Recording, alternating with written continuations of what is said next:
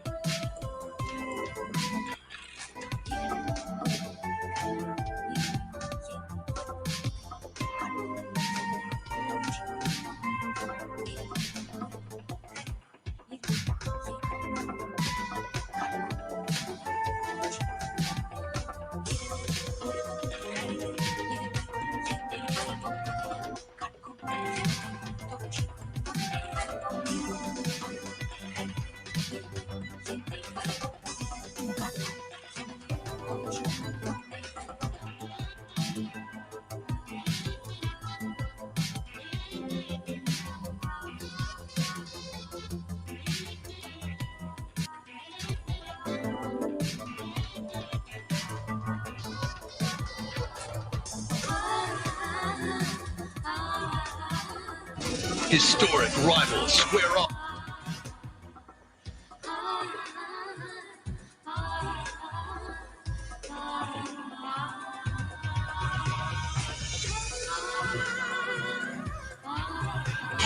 In the Zone is brought to you by AutoZone. In the Western Conference, teams 1 through 6, Utah 1, Phoenix 2, Clippers, Denver, the Lakers, and then Portland. It has been a challenge not knowing who's going to be available from night in and night out because of injuries, because of COVID. And you see, obviously, Utah and Phoenix lost games to players fewer than the other ones, but more players to games, that is, as Irving will bring it up. And that's still going forward. It just makes this such an unprecedented year, guys. Well, I'm going to say that just looking at those standings, if the Lakers keep slipping as Aldridge dumps it in, what a negative for the teams that have played so well in the regular season. I mean, if you get them in the first round after having a heck of a regular season, that's discouraging. Well, right now, the Lakers, as you saw, they're 5th in the West, 2 games back of the 4th spot, but only 2.5 games ahead of the 7th. And if LeBron James is still 3 weeks away, and as Woj said, that's about approximately what they're thinking, and Davis maybe a week to 10 days, I mean, they could easily fall back to 7th. They can, and I believe it could be discouraging, but you can also look at it as it being encouraging. If I'm one of those teams, I'd say, hey, we sped up the process. I was going to see you further on down the road, how I can handle my business in the first round. Drummond throws up an air ball. 18-9, Lakers lead early. Kyrie Irving goes. Y'all be making me lose my mind. Shout out to DMX with that type of rationale that a team wants to see the Lakers earlier than later. Well, I can't top that. That you mentioned, it's certainly thoughts and prayers to the family, friends, and fans of the great, legendary DMX. Addiction is real. He will be missed and touched and blessed so many.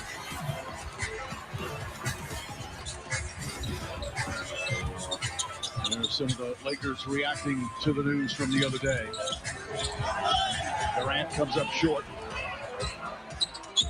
Horton Tucker drives right at Irving. Layup shot no good, but a foul. Irving tried to knock it away, got a hand on it. Horton Tucker showing his strength, and then he'll shoot some free throws.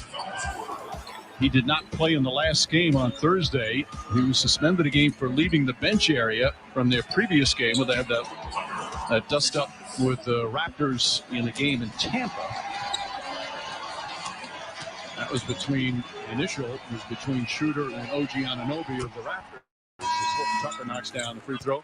Well, Mark, as I said, this kid has shown a lot of potential. What about his game that you like? His size, his confidence, his ability to get his own look offensively, which is important in today's game. When you want to be successful, you have to have guys that can be playmakers. And I think, like I talked about, Coach, the next step for him is going to be consistently knocking down that long ball. Yeah, because he has an assertiveness to try to create, and he's got a skill level. Now it's decision-making, and like you said, the three ball. Aldridge fouled by Drummond. And Marcus Aldridge, the perennial all-star, both with Portland and San Antonio, is going to go to the free throw line. Drummond said, I didn't touch him. Aldridge's been playing 27 minutes a game with the Nets. He's been the starter in all 5 games, counting tonight, that he's played in. Where else can you make a fast break from one live game to hundreds of others? Where can you watch it all on your phone, TV, or tablet? Where else can you watch live games at a new low price? Only here, NBA League Pass. Saw the key injured Lakers with LeBron James, Anthony Davis, and Kyle Kuzma. Kuzma also out missing his consecutive game with a calf injury. Alex Caruso has come on. Tucker guarded by Shaman. Again, goes to the rim. Layup shot no good. Drummond's tip misses. Gets another rebound. Knocked out of his hands by Shaman. And Brooklyn has it.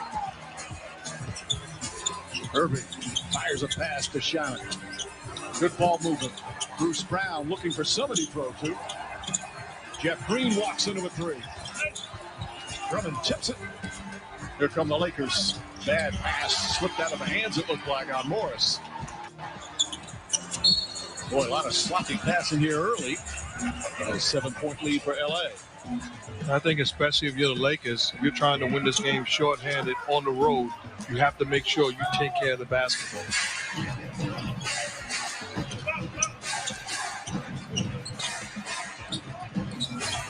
Caldwell Pope had a huge game, season high the other night in that loss to Miami. Nice feed that time from Caldwell Pope. And Andre Drummond already with 7 points. See, to me, that's his game right there. Not the post up, but the pick and roll. And if they help off of his man, he's open on the roll, and he's certainly open with second shot opportunities. Irving turns it over. Caruso the steal, and then Caruso turns it over. And a foul on Horton Tucker.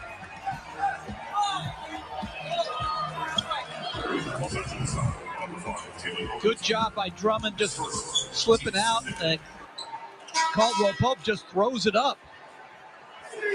And this is where Drummond can feast. He's a big target. He's got good hands. That's also awful defense. Nobody in black coming to the body of Drummond and making him make the extra pass. And I was just trying to celebrate the game. Now you're trying to tell me I got to talk the truth? Irving, shake and bakes against Horton Tucker. Tough contested shot. He knocks it down. That's his third field goal. He's already got 7 points. You can't play better defense than that. That is some handle. I mean, that's scary good. Horton Tucker.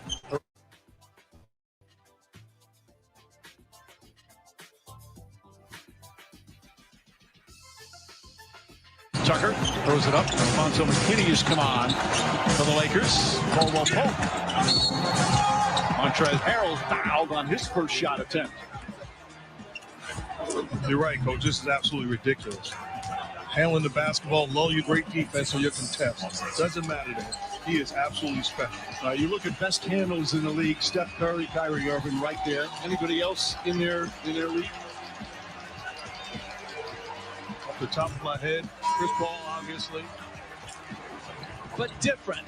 But I don't look at it like, okay, he's patting it 100 times and lull you to sleep and all that. I also think about it in Chris Paul's sense. Do I trust him bringing the ball up the floor, understanding that he's going to get us to the spot and execute the offense? Oh, Chris Paul, he is the standard when it comes to that. What a difference he has made for those Phoenix Suns, as we showed earlier. Second in the Western Conference. Mike, just go back to Chris Paul when he goes to a place, how their winning percentage jumps. Clippers, Rockets, Thunder, and now Phoenix. And my apologies, another guy in that discussion with Hamlin is James Harden, who has it on a string. Absolutely.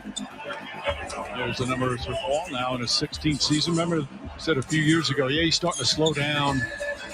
No, sir. He is truly the definition of a point guard, the extension of Monty Williams and the job he's done with Phoenix. But Chris Paul is a difference maker. Landry Shamet throws it in from downtown. Shamet's been dealing with a right ankle injury, but when he's been healthy the last couple of months, he's been superb. NBA set.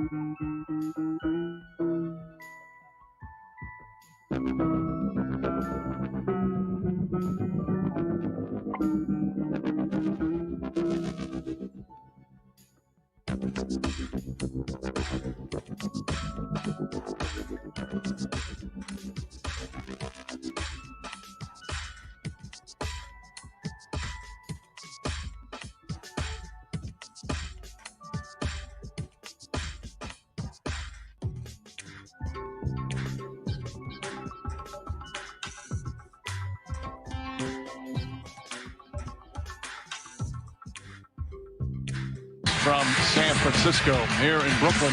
You know, you guys talk about Chris Paul, what he's done to turn on franchises. Jason Kidd, who is now an assistant coach with the Lakers, boy, did he turn around a franchise here in Brooklyn. He played 6.5 years with the then New Jersey Nets, and they went from going 26-56 the year before he got there to the NBA Finals the next year. Boy, he just completely turned around the perception of that team as Caldwell Pope misses badly. No, they were awful, Mike. They were the laughingstock of the league. And Jason Kidd raised the volume and the level of competitive spirit throughout the entire franchise. Pete, Kenyon Martin, Richard Jefferson, Byron Scott, the coach, went to 2 straight finals. Travel called on Caldwell Pope, and there he is. He also was a head coach for the Brooklyn Nets for 1 year. It was not as successful as his time as a player.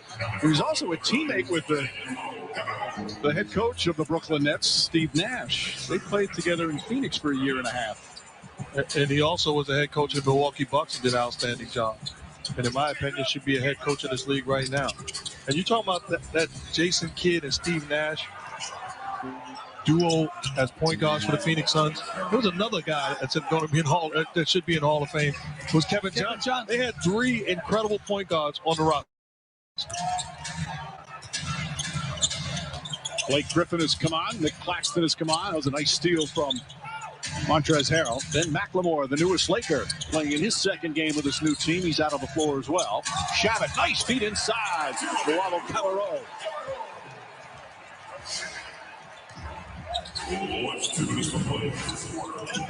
There's McLemore. Fires away. And McKinney on the follow, offensive board and put back. That's what he does well. He's a very good offensive rebounder. As Caruso, another steal and dunk. Alex Caruso, who was questionable before tonight's game, has been bothered by some soreness in his left knee. Didn't look too sore right there. 9-point lead for the Lakers. There's Blake Griffin. Griffin, the other key buyout, then free agent signee, kicks it back out. Luavo Cabarro. Instant offense off the bench. And to me, that's good defense, but you either got to rotate or fire back to the shooter. You can't just allow him to throw out of the post and give up a wide open look. Good ball movement here from the Lakers. Harrell drives, got the advantage, but Claxton comes to double. Harrell spins away from the double team, blocked by Claxton. Brown throws it ahead to Shannon. Shannon back to Brown, stripped the foul. Nicholas Claxton with an excellent defensive play as Brown a little shaken up. This young man is a terrific young defensive center. What you need if you're going to be good defensively is guys on the floor that's not going to give up on plays. Claxton comes over after the initial defender is beaten and blocks the shot. That's a big-time play. Claxton actually has the best defensive rating on the team. A second-year big man out of University of Georgia, who did not play until February. Got hurt last year, shoulder injury during the summer, and then at camp he was bothered by a knee injury, missed the first 30 games. This is only the 21st game he's played this season, but he has made an impact already. Finds himself getting more and more minutes because of his energy and effort on the floor. At the expense of DeAndre Jordan. The acquisition of Aldridge and the emergence of Claxton has changed things. Schroeder gets to the rim. Schroeder 3 for 3 from the field. 6-point Laker lead. Winding down the first. Shot it misses. And a loose ball foul is going to be called against Brown. Dennis Schroeder has to be assertive. Not just in this game, and not just early in the game, but throughout the rest of the season. Even when James and Davis get back, it's imperative that he uses his superior speed and quickness to create shots. Schroeder has shown he can score. Big numbers 1 year with Atlanta. Last year averaged almost 19 a game with OKC. As McKinney misses, rebound, 4-4, and picked up by McLemore. Shot clock is turned off. On the drive, Schroeder gets inside and draws a foul. Attacking the rim and free throws his reward. And I thought he could have done that the previous possession. They're switching Claxton onto him. Don't get rid of the basketball. Get it back. Get everybody out of your way and have this mindset. Put the ball on the deck and be in attack mode all night long. On the season, averaging 15 a game, but has been their leading scorer since LeBron James went out with the ankle injury. And you see last year, he was one of the top 6 men in the NBA, averaged almost 19 a game with just 2 starts. But this year, getting a chance to start.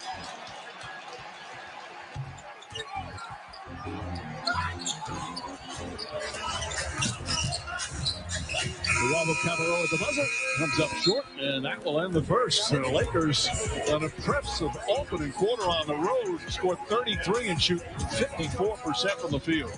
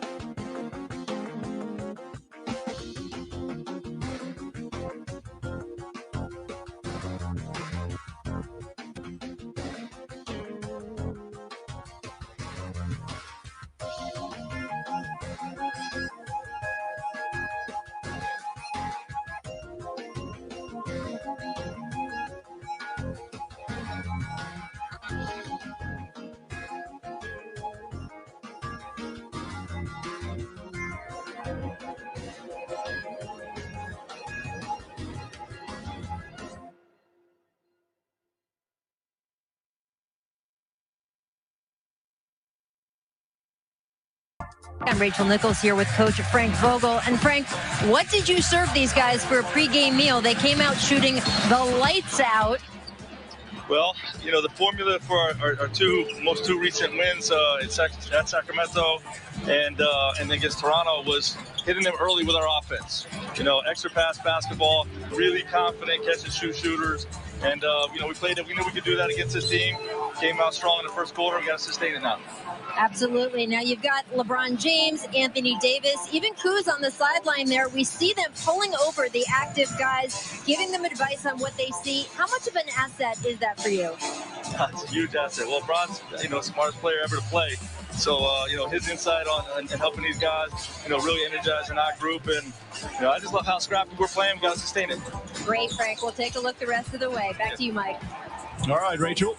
Extra pass basketball. Lakers have done an excellent job of moving the ball. Had 7 assists in that first quarter. Shamet pulls it back out. Claxton has the height advantage and takes advantage of McKinney. That's a good duck in by Claxton and a nice delivery by Shamet.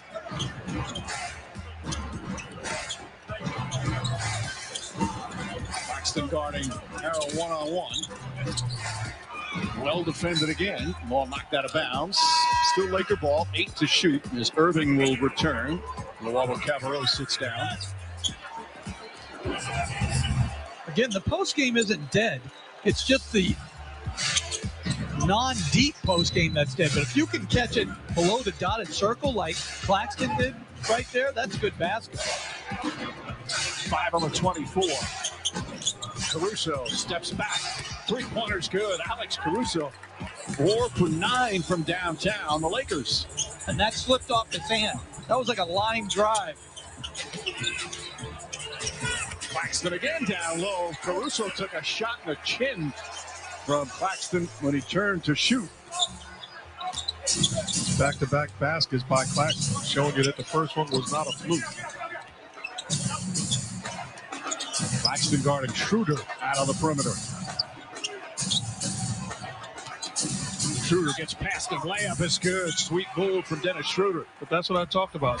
That's about the 5th time already this happened. Claxton has switched on the Schroeder. Eliminate whatever call we run and take advantage of that matchup. Kyrie Irving fouled. Schroeder already with 11 points. The mindset, as soon as you recognize that he switches onto you, forget about it. Forget the call, get out of my way, and let me make a play. He gets rid of the basketball, so now he gets it back with a live dribble, and he has Claxton on his heels. Patience, the blow by, and the finish. Give him a steady diet of that if that's how they're going to defend it, Coach. And he doesn't look like he's as fast as he truly is. He is an absolute rocket first step. Joe Harris comes back in. You look at the Nets, third best record in the NBA, and all three of their stars have missed a significant amount of games. Durant's missed 32 games. Irving's missed 15 games. And Harden, obviously some because he was playing in Houston, has missed 18 games. Yet here they are, 36 and 16. As Schroeder throws up the three-pointer, that's good. Kind of shows you that all three individually can carry a team by themselves on a lot of nights. And it also shows you they've got some really good support role players on this team. Outstanding role players. It also shows you the job that Steve Nash is doing. The ability to coach superstars and the right demeanor. He is not disappointed in the high. No, he's done a tremendous job. And I think the real challenge, Mike, though, is when they all three get back. I think in some ways it's been beneficial from a chemistry standpoint that they haven't all three played a lot together. When all three get back, it even requires more sharing. All right, so let me ask both of you guys. That's a big debate when you have players of, this kind of stardom, this kind of ability. Do they need time to get that chemistry in order to win a championship, or are they just so good that they'll figure it out? To me, they don't need time. They'll figure it out. And the one guy that hasn't gotten enough credit is James Harden. We talked about him in Houston. We talked about how selfish and all of those other things. He was a winning player in Houston. He was a great player for the Houston Rockets. Came here and was willing to be the guy that was the one that was going to sacrifice the most, Coach. There's no question. He was a great player there. He's a great player now. And to me, he is the point guard. But, Mike, to answer your question, they don't need time. They just need to see how they'll respond to adversity. Montrezl Harrell, terrific block. Caldwell Pope back out Schroeder. Schroeder again, the fake, the drive, and the finish. 16 points here in the first half already for Schroeder. And the Laker lead is 10. But the challenge is going to be defensively because, once again, we see Claxton defending Schroeder. That cannot happen. That's a recipe for disaster. Kyrie Irving makes it look so easy with a Euro step. There's a time and place for switching, Coach. There's sometimes where you got to fight through it and stay connected to a guy that's having his way. Again, we see a switch. Schroeder way downtown. Long rebound out to Shabbat.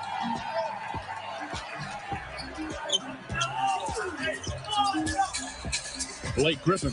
Little fake, drives, barrels in, and an offensive foul. As Schroeder shaken up on the play, holding his back. As Griffin barreled into him. And Schroeder off to this fantastic start, though, is still down.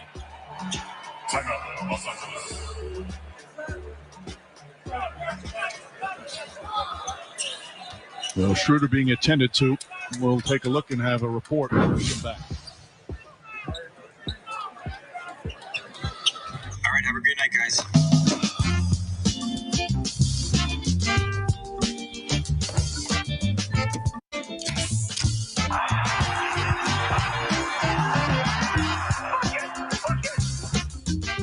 Looking for your money to make money? We thought so. At Fidelity Investments, we do one thing and one thing only.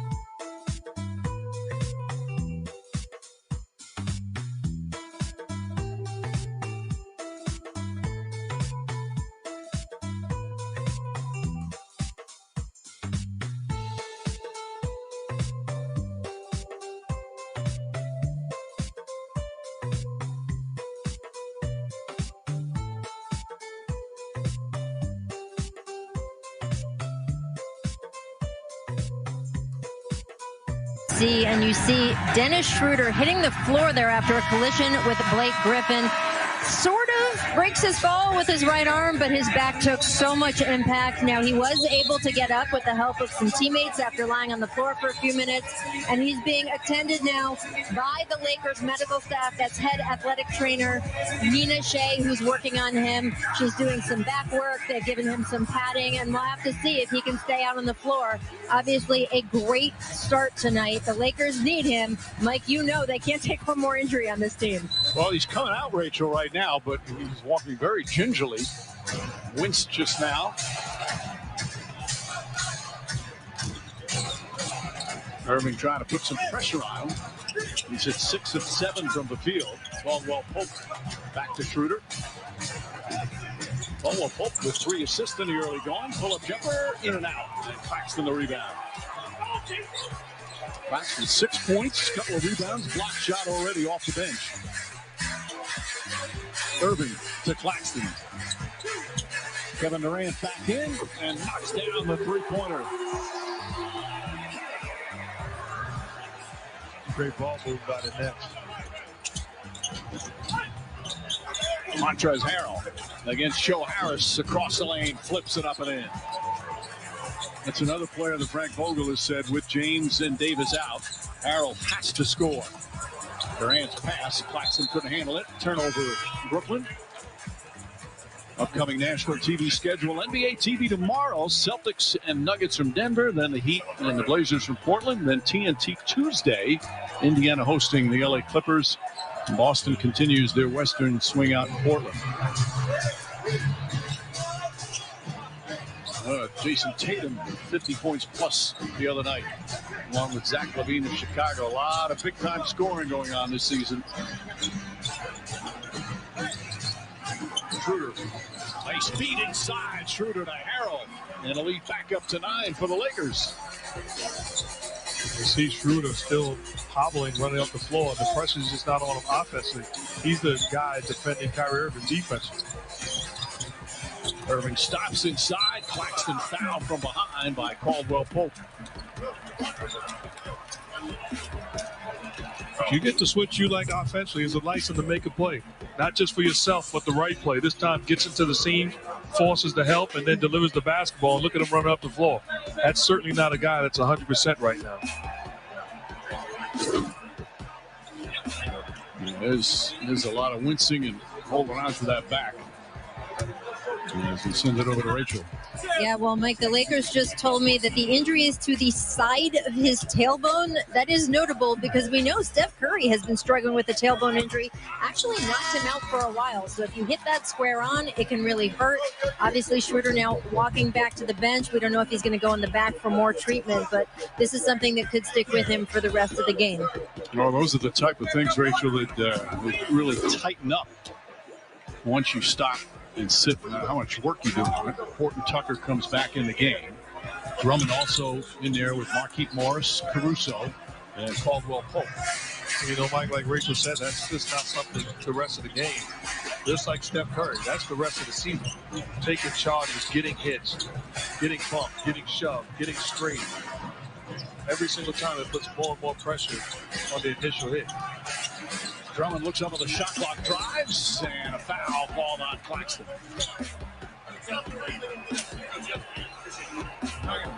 Well, Claxton picks up his second personal. I think that is first, my mistake. Well, Schroeder okay to coach still. You see Lionel Hollins behind him. Lionel Hollins, first former coach, and a terrific player on the 77 championship team. Portland. Where else can a sun rise and buckets fall? Where else can one big man carry a whole city's dreams? And where else can a whole league look to take the throne?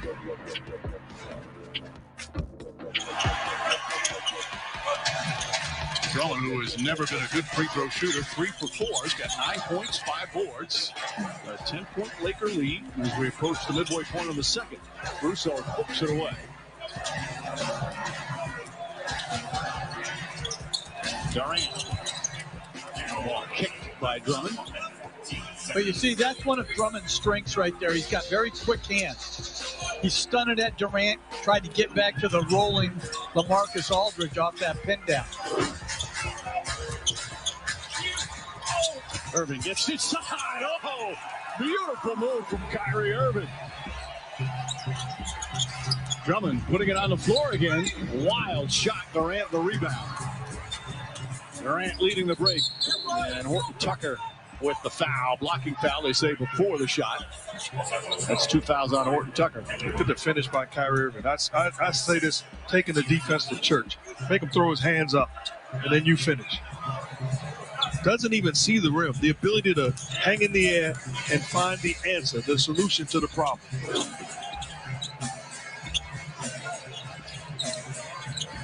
Jab step Irving. Nice play from Caruso, but it goes right to Aldridge. Back out to Durant. On a broken play, Durant gets an easy 12-foot jumper.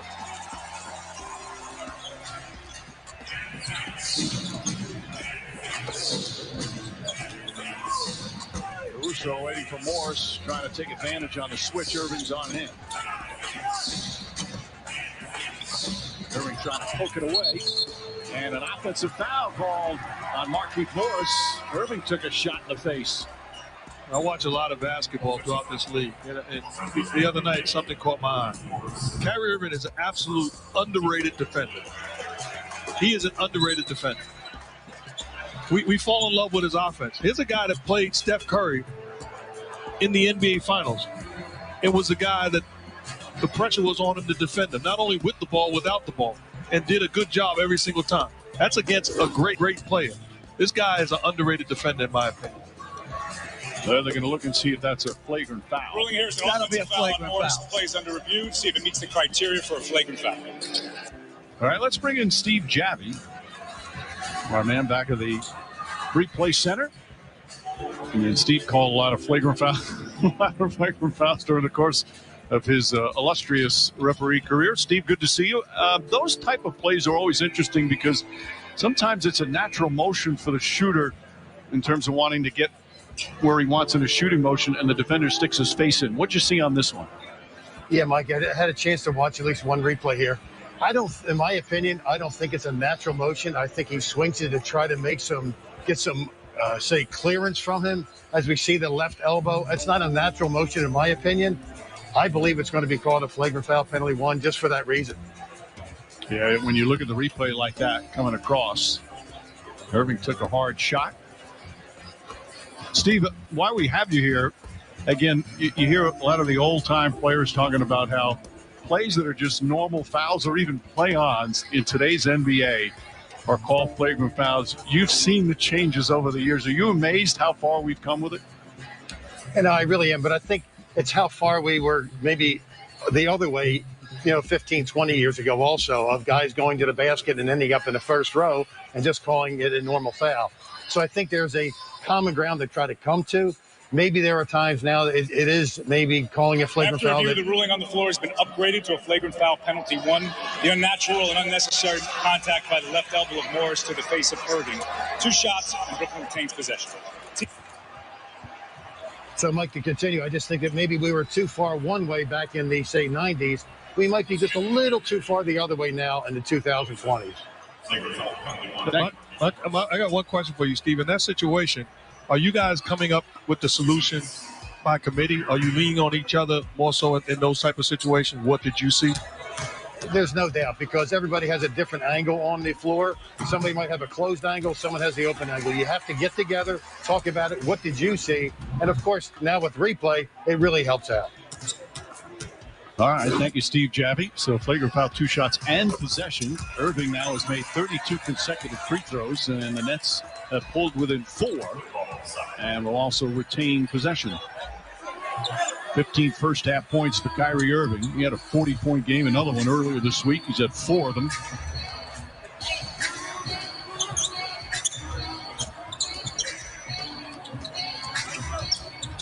Into the hands of Durant.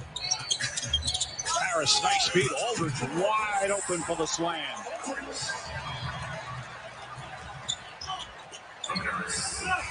Eight straight points, and it's a 49-47 game.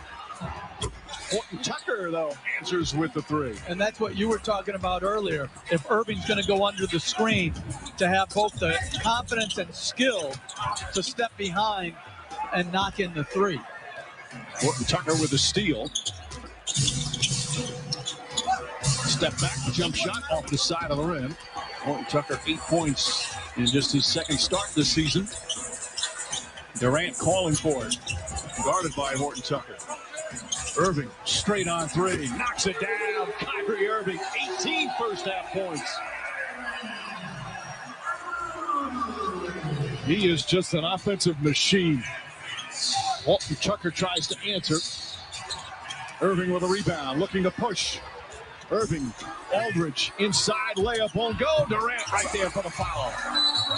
And a timeout call by Frank Vogel. All tied up at 52 here in the second.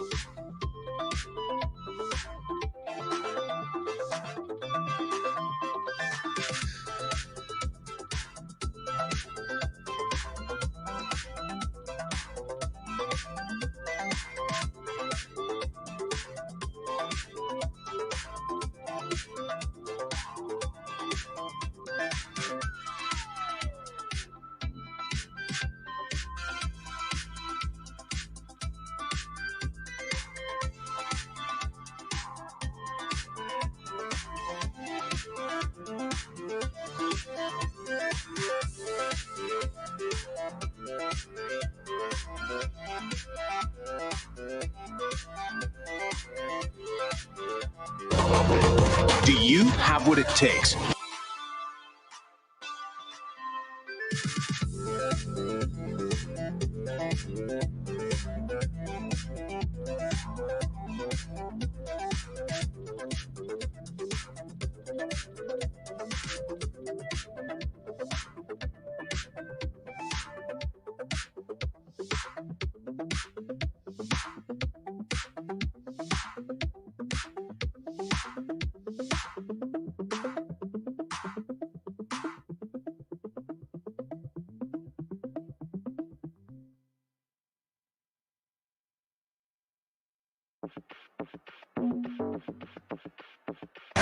Welcome back to the NBA on ABC, and look who's enjoying the limelight, brought to you by Corona Extra. We have a special guest in the house today.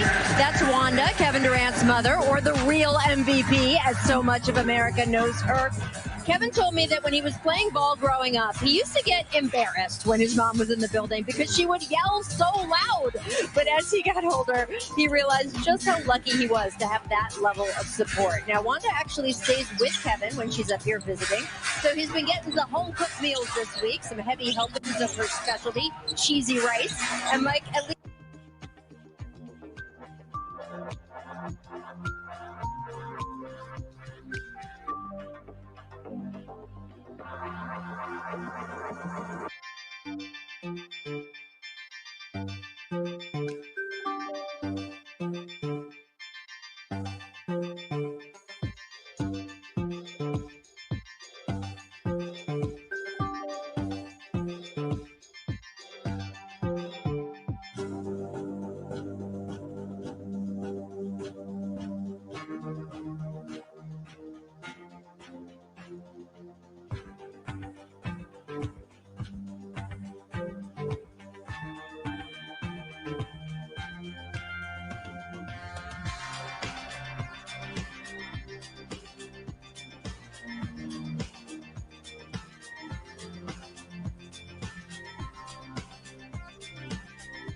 The NBA on ABC, and look who's enjoying the limelight, brought to you by Corona Extra. We have a special guest in the house today.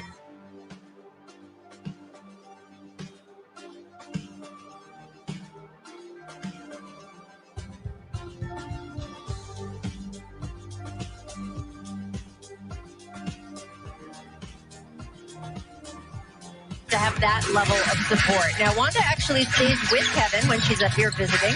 So he's been getting the home-cooked meals this week, some heavy helpings of her specialty, cheesy rice. And Mike, at least once a game, Kevin goes over and hugs his mom as a good luck tradition. So look for that as we go the rest of the way here.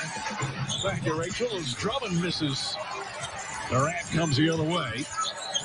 Durant crossover and the slam. Kevin Durant. Mom's happy. And the Nets go up by 2.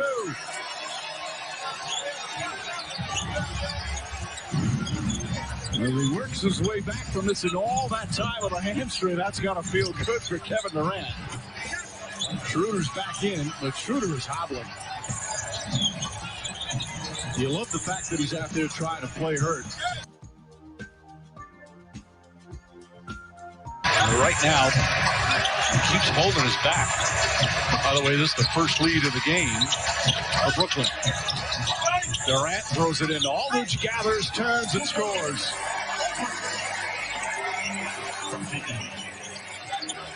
And the Nets can score points in a hurry. A 17-3 run. The highest scoring team in the NBA.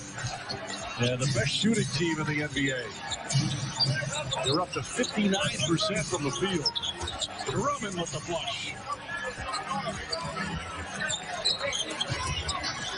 You see with no Kyrie Irving on the floor, the Nets putting the basketball in the hands of Kevin Durant and that little point forward and making the right decision.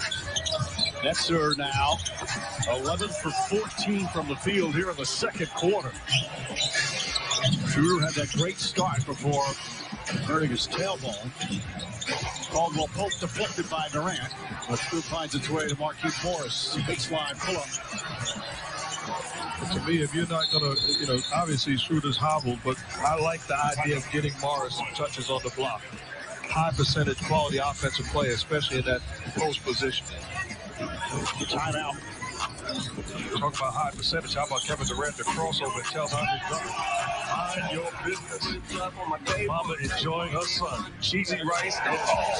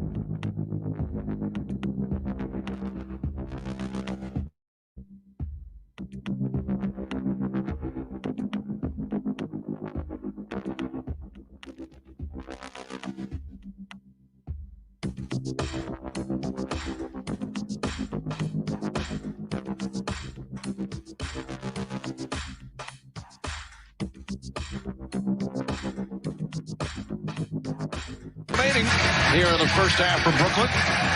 All tied at 56 coming up halftime. Presented by McDonald's. Maria Taylor, Jalen Rose. Lots to talk about in the NBA as we head into the final stretch of the regular season. This will end on May the 16th. Aldridge gets inside, misses. Rebound, Andre Drummond. 6 boards for Drummond to go with 11 points. Again, just his 3rd game with his new team.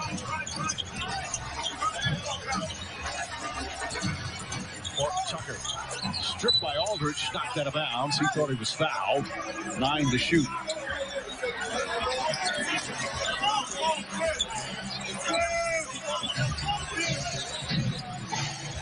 See Kuzma, Davis, LeBron James. Marc Gasol also out. He played a lot of minutes early in the week, so he's got a sore hamstring. Afraid when Drummond was out, ball poked out of bounds. Kyrie Irving, good hands there. Still Laker ball. Now 6 on the 24. There's Marc Gasol. Missing his second consecutive game with a left hamstring. And LeBron James quietly watching for the moment. If you heard an NBA countdown, Woj talking about probably still about 3 weeks away for LeBron James. Caldwell Pope, air ball. And a whistle on a foul is going to go against Bruce Brown. Just the second team foul. First in the last 2 minutes. It's actually going to go on Shamet. Well, they give it to Brown, who's third. Regardless, Lakers will take it out. Morris knocked down the baseline over Andre Drummond. 9 points to Markieff Morris. Irving launches a three. And Drummond rips down another board. If you're the Lakers, the mindset right now is close out this half. You played well, you have the lead. Continue to execute. Close it out the right way. Schroeder flips it up. Shot blocked by Aldridge. Drummond comes up with a loose ball. 7 to shoot. Tucker back to Schroeder. He'll try a three-pointer. Knocks it down. Dennis Schroeder, 19 first-half points playing hurt. And the Lakers back up by 5.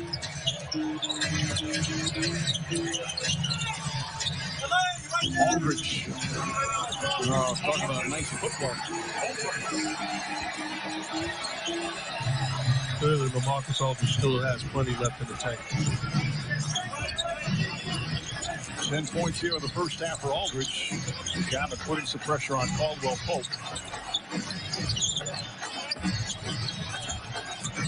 Drummond again. A lot of dribbles from Drummond tonight. Blocked from behind. Brown and Aldridge on the double team. Now they have 2.1 to shoot. Joe Harris is going to check into the game for Brown for a final offensive possession down the other end. And Brown has 3 fouls. I can't believe they didn't change that to Shannon. Offensive foul call. Drummond called for his second. And Jeff Green shaken up. Yep. Clearly the right call. The Nets bringing in Kevin Durant with 12 and a half seconds to go. Close out this half on the offensive end because of his presence. Green will sit down. Montrezl Harrell comes in for Drummond. Drummond picked up his second. And Coach, in that situation, you're trying to do too much setting a screen like that. Yeah, it's bad basketball. It's a bad basketball play. Got to get a shot. No foul to give for L.A. Final seconds, first half. Kyrie Irving, shake and bake. Drives, gets inside, falling away, won't go. And that will end the first half. A good one for the Lakers. Irving was terrific. He had 18 points. But it's the Lakers with a 3-point lead led by Dennis Schroeder.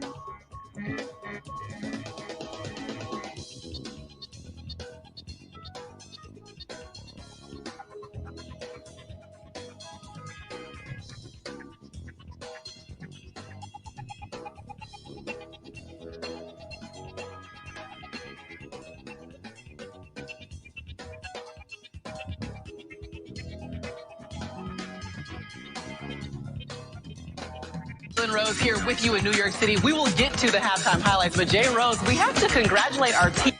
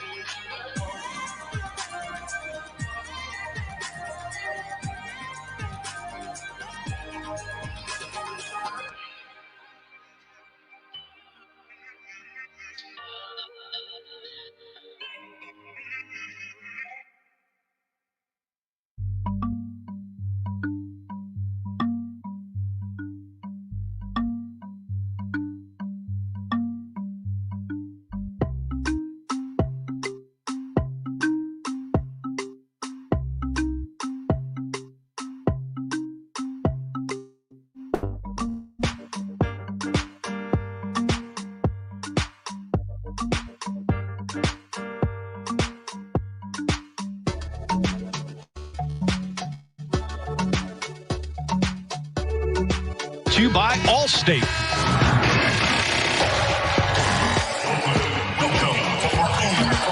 Still got it. Facts. Be a monster. Be a monster. Get everything. Hey, hard hat, punch pail, work these kind of day. Hey, doing a great job of rotating on defense. Great job. We're 3-4 rotations in. Hey, let's do it on defense. Take ball. Your ball. We have numbers.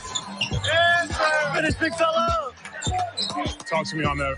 If you're going to go up and get it, just call me off. That rebound right there. I think it was both of us going for it. Just mind, I'll get off it. Defense, boys. Thanks to Alex Gerso and Blake Griffin. And thanks to the point guards. Put on some dazzling moves in that first half. Dennis Schroeder, 19 points to lead the Lakers. Kyrie Irving, 18 points to lead the Nets. But it's the Lakers, a 3-point lead. As we look at our first half stats, brought to you by Geico. Both teams shooting 50% or better from the field, and both teams shooting over 40% from three. So some good shooting from both teams. And again, a 3-point lead for the Lakers. Hi again, everyone, with Mark Jackson and Jeff Van Gundy. Mike Green on hand. We'll check in with Rachel in just a moment. All right, Mark, first half thoughts? Well, great job by the Los Angeles Lakers defensively. I think the thing is they got to do a better job taking care of the basketball and forcing the Nets to defend. Jeff? I just think if we're going to wire up Blake Griffin as a budding comedian, he's got to give us a joke or two. That's what I think.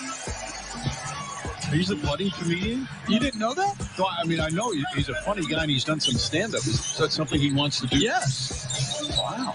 He may well be the next Bill Burr. Who knows? You know, he's excellent. He was excellent in those commercials that he did a while back. Very good. As Drummond drives inside, count it, and a foul. Andre Drummond putting it on the floor time and time again. And now with 13 points, 8 boards. We're seeing, Coach talked about it earlier, we're seeing more and more of Drummond putting the ball on the deck. This time, little fake handoff, finish, and the contact. The next Bill Burr. Bill Burr is your favorite. So you're saying Blake Griffin could be your favorite comedian?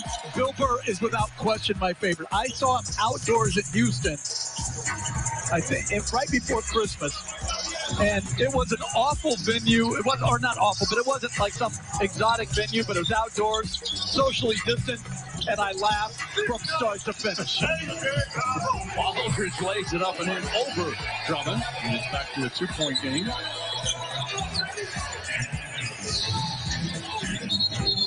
A whistle and a foul as we send it over to Rachel. Well, Mike, in the locker room at halftime, Lakers coach Frank Vogel talked to his team about how they can slow down Kyrie Irving. Of course, you can't stop Kyrie, but he told the guys they need to be earlier to help. Don't push him to the free throw line and be sharper doubling Durant. Frank said that is how Kyrie is getting some of his easier buckets. You know, it's pretty impressive. The Lakers ranked second in the league in defensive efficiency over their last 10 games. They've also done a great job being aggressive on switches, swarming the ball, Mike. Since AD and LeBron both went out, they are number 1 in the league in that category, and they'll look to put that better on display in the second half. Well, they've needed to because they're also 30th in offensive efficiency without those two stars. So another nice quick turnaround. 16 points now for Drummond. 4-point Laker lead. Irving, short. Lakers this year on the road, 16-9. That started the season, though. They had 10 consecutive road wins to start the year. As Drummond drives in, and a blocking foul called on Joe Harris. So back to the line is Andre Drummond. At first, that looked like a charge. And Steve Nash is going to call a timeout and challenge him. I'm not sure I would with Drummond shooting free throws. That's a great point. They just changed the call. Well, how did that happen?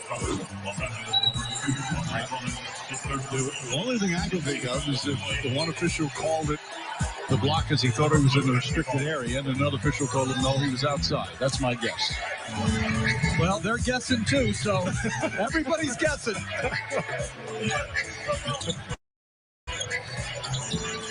Maybe because it's not a huge crowd here, they heard you say that.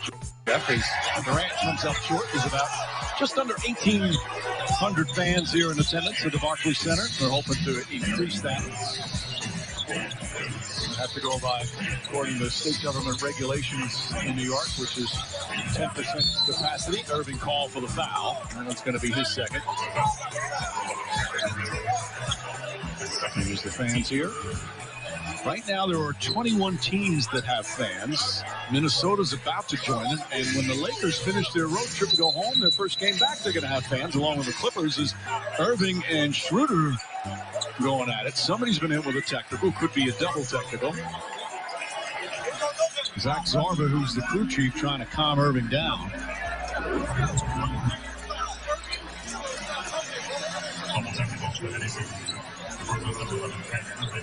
So it is a double technical. Well, they got into it, or Schroeder was upset with what he thought was the referee not calling fouls on Irving in one-on-one situation. And if Kyrie Irving is just out. Irving thrown out, he continued his conversation. Wasn't walking away. Schroeder's happy with it. And now somebody else been thrown out. Schroeder looks like he's been thrown out. Wow. Here we're talking about the 2 point guards who had sensational first half. They're both gone now.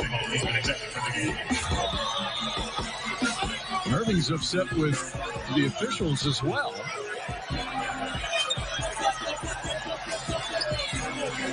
Irving losing his composure. Obviously, on a game they need him. No James Harden. And Irving is done for the night. 21 minutes, 18 points. And Schroeder apparently done as well. 19 points in 20 minutes. Talk about a turn of events. Well, after they got the initial double technical, neither one of them stopped jawing at each other. No, but Irving got thrown out first. It wasn't like they were simultaneously thrown out. Right, that was the weird part. I'd like to see the second technical for Schroeder after Irving is tossed. Irving is away. Who is he talking to then? He was walking away from the situation.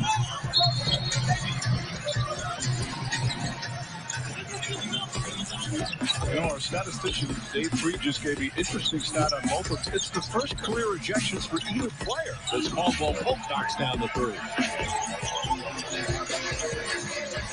Freed coming through with something interesting. I don't know what's more shocking, the players getting ejected or Freed coming through with interesting facts. Now that's just me. Durant shoots over Caldwell Pope, can't get to the ball. Horton Tucker the rebound.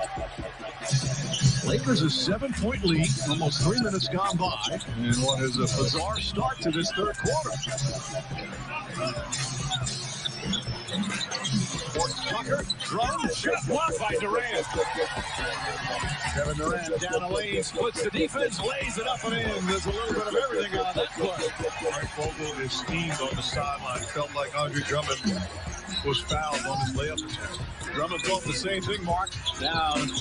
Strong goes into the rim, lays it up and in. Drummond now 18 points and 10 rebounds. This game's taking a little edge right now. Durant draws the foul and back it in, but he will shoot 3 free throws as Caldwell Pope picks up his second. You see the drop off to Drummond. There is contact. And he gets the basketball off to the races and continues to put pressure, especially in the absence of Kyrie Irving, putting pressure on this Lakers defense and Drummond. And strength.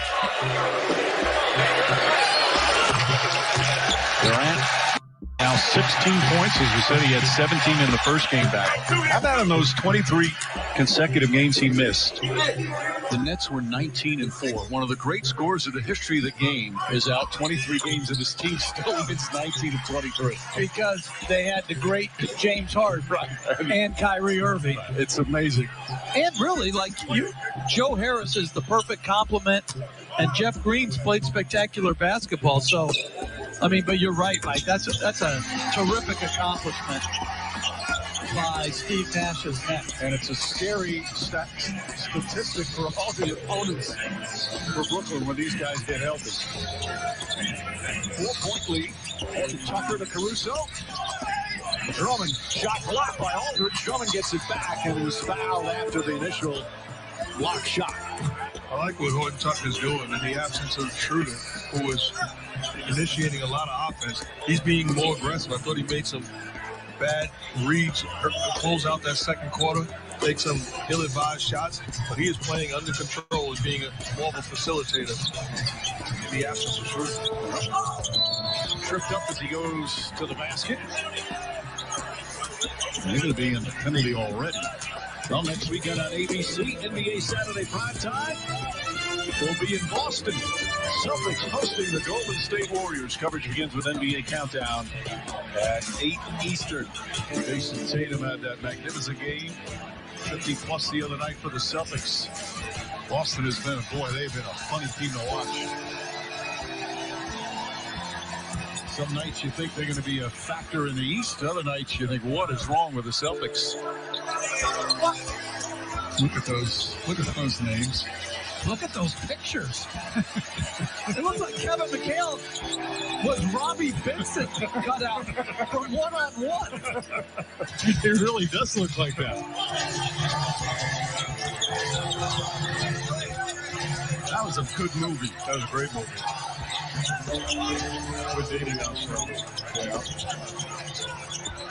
Bad pass that time for Durant. Horton Tucker ahead of the pack. Trying to throw it down, but Jeff Green does a good job contesting. Shamet to Aldridge. Joe Harris. Brooklyn would like to get Joe Harris going a little bit. Has not scored tonight. He's only taken 3 shot attempts. Make it 4. And now he's on the board. Without Irving, they'll need that offense. Caruso. Horton Tucker fakes. Back up top, Markieff Morris steps into a three-pointer. And Morris with his second 3. 9th of the game for the Lakers. That's what I'm talking about, Tucker making the right read and decision. The time will come where he becomes aggressive as a scorer, but he's making the right decisions, Coach, getting guys involved. Yeah, that was a really nice. He could have forced up a more difficult 2, but got Morris a wide open 3. That was his 4th assist, by the way. Durant turns it over. Horton Tucker again drives inside. Layup. Nope. They wave it off. An offensive foul as Shamet drew the charge. Horton Tucker picking up his 3rd personal. We'll have a timeout. It's a line, but you just can't hide. He's a devil, but he's in disguise.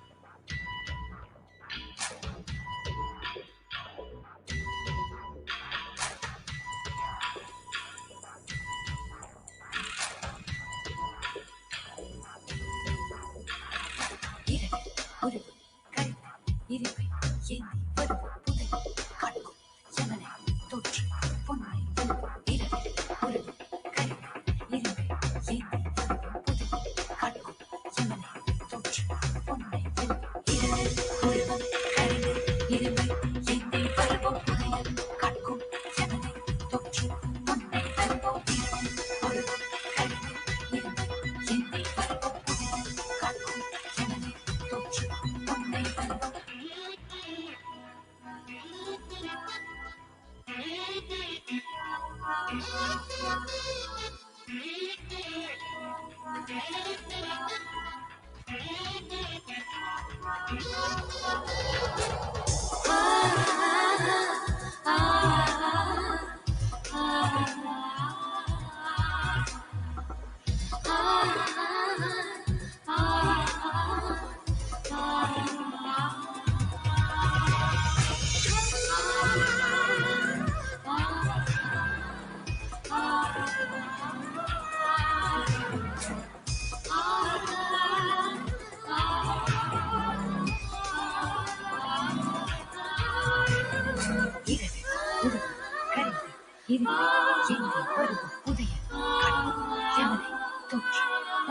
you.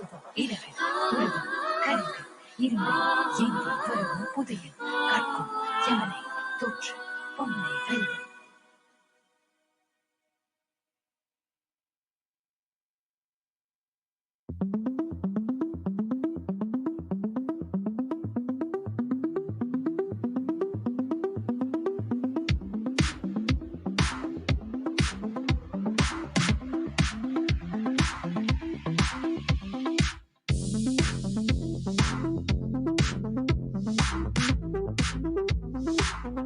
Artist Jean-Michel Basquiat, of Haitian and Puerto Rican descent, created a style all his own in the 1980s, exploring racism, segregation, and inequality.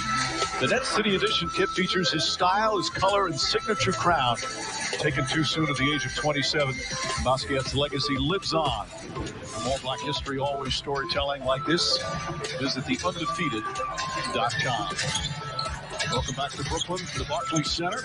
Second and final regular season matchup between these two teams. Will we see them in the finals? Well, a lot has to be said before that. And what's said and done, Harris misses that. But it's been an excellent showing by the LA Lakers, up by 7 with 6.5 to play here in the third. I like that they're disciplined on the defensive end. With this lineup on the floor for the Nets, you have to limit the damage that Kevin Durant does. Caldwell Pope from downtown, just his second field goal. He was coming off a season-high 28 points on Thursday night. And a lead back up to 10. Morris tips it to McKinney. But even on that possession, he sees two guys when he comes off that screen and roll. You're forcing other guys to make plays. Drummond to Horton Tucker. Caldwell Pope fakes a pass. Drummond is very aggressive offensively tonight. Again, puts it on the board, drives it, and Aldridge banks it home, and the foul. Andre Drummond with a 20-point game, and there's still 5:51 remaining here in the third. Not only 20 points, 11 rebounds. He has been dominant. And we've seen this movie before. Everybody out of the way, he just overpowers DeMarcus Aldridge. He's been outstanding and a welcome sight. Says he's too small. And the bench, the congregation agrees. And a free throw misses. Again, for Andre Drummond, this is just his third game of the Lakers. What a game it's been. The lead is 12. That's the largest lead of the game.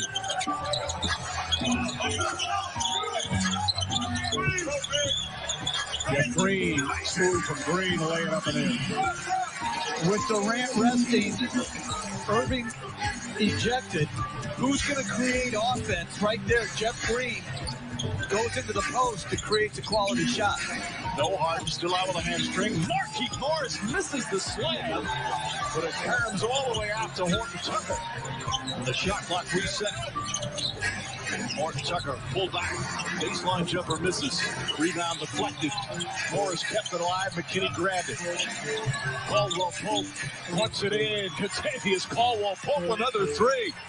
And the Lakers have opened up a 13-point lead. Good effort on the board by McKinney and Morris. This is an inspired performance from LA. And now having to go without their starting point guard, Dennis Schroeder. Aldridge, bad pass stolen by Horton Tucker. 2-on-1 break. Caldwell Pope running the floor. Gets it to go. 86-71. What an eruption from the Lakers.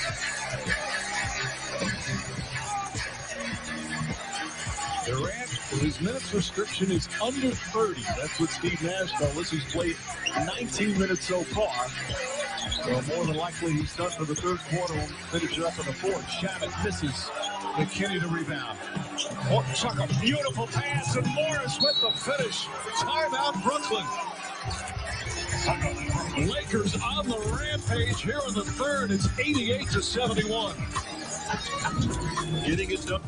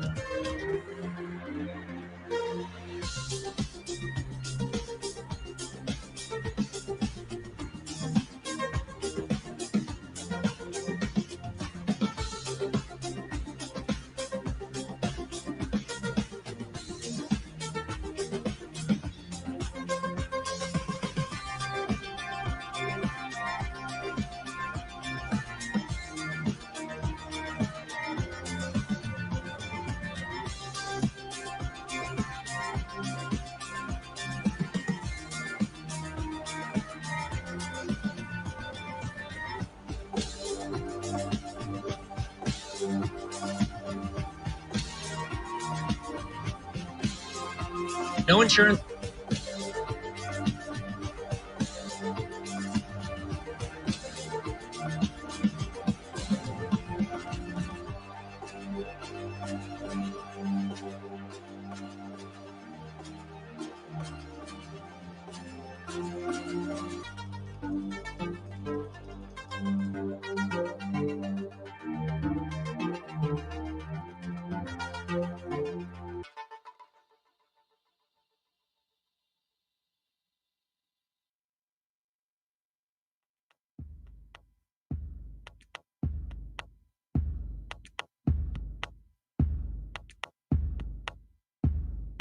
Welcome back to the NBA on ABC, the King of the Court, brought to you by Burger King. And we're used to seeing these kings of the court playing ball with so many of them sidelined now. What we've seen instead tonight is some expert coaching on the sidelines. You see Anthony Davis there, LeBron James, James Harden getting into the mix. They take their sideline roles and responsibilities very seriously.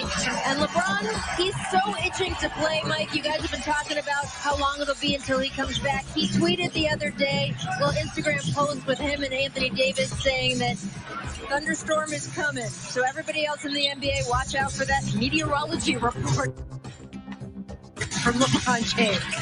Well, he had been playing just spectacular basketball before the injury. Harold misses, and Anthony Davis was just starting to round into form.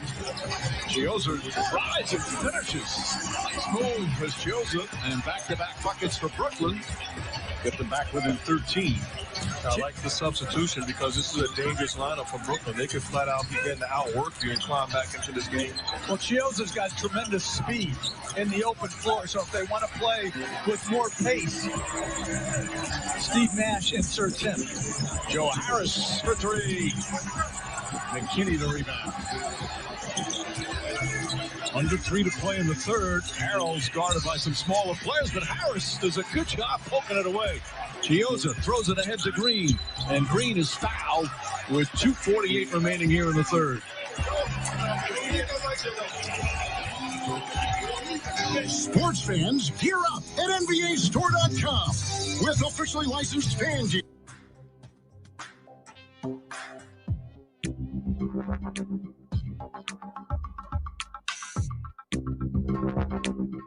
In gear, we went and saw LeBron James. Is that Anthony Davis's high school Letterman's jacket he's wearing tonight? It's a good question. I don't have the answer.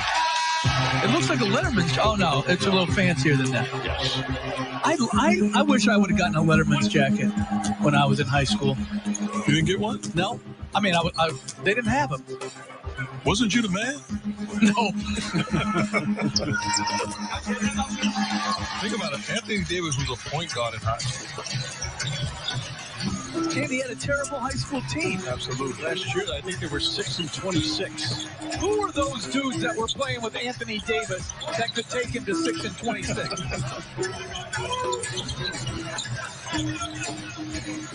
McLemore back in the game. 3 to shoot. Tied up now. Has to force it up. Shot won't go. Rebound deflected. Harris comes up with it and saves it to Claxton. Here comes Brooklyn. The net's intensity and quickness have really increased in the last couple minutes. Brown, Claxton, and Chioza. responsible for that. Harris back up top. Chioza walks into a three, in and out. And Morris pulls down the rebound. Under 2 to play here in the third. McKinney can't get it to go, and Claxton with his fourth board. Chioza drives, too strong off the glass. Ball knocked out of the hands, but it's going to be a foul on Brown. Upcoming national TV schedule, doubleheader on NBA TV tomorrow, an afternoon game in Denver. Nuggets host the Celtics, and then at 10 Eastern, Portland hosting Miami. Tuesday, the doubleheader on TNT.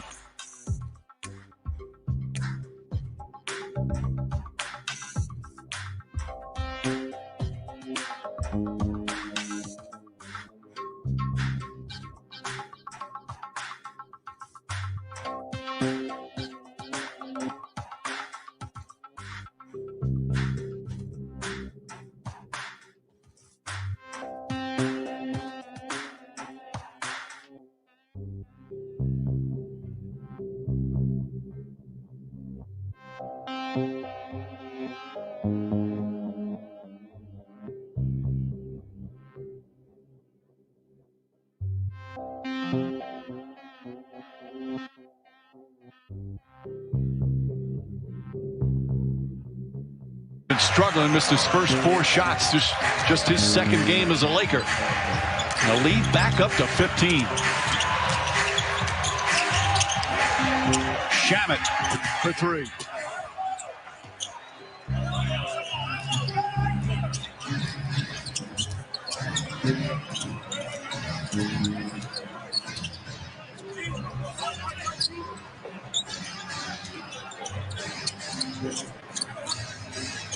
Caruso nearly banked it in. Bruce Brown the rebound, shuffles ahead to Chioza. Winding down the third quarter.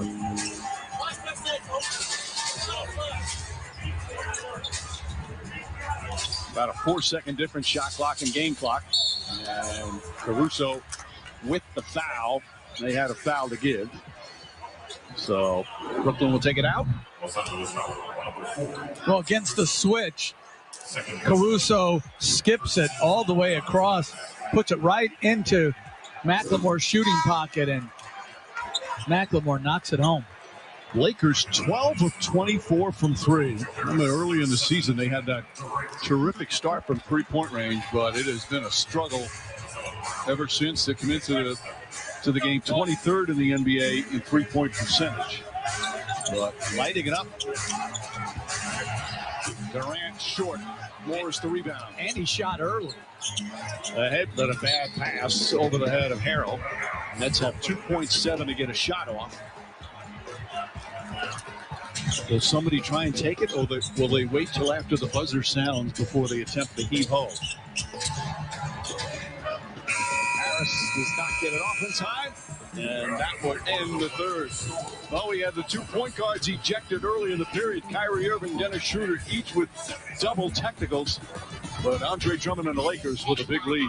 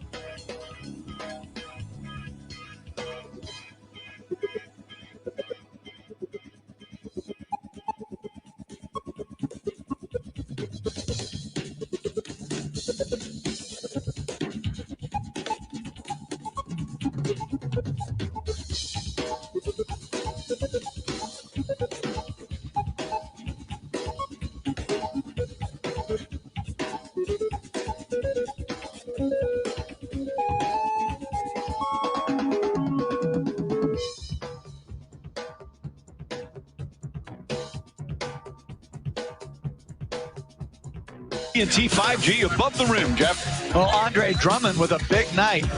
20 points, 11 rebounds, plus 18 in a little over 22 minutes.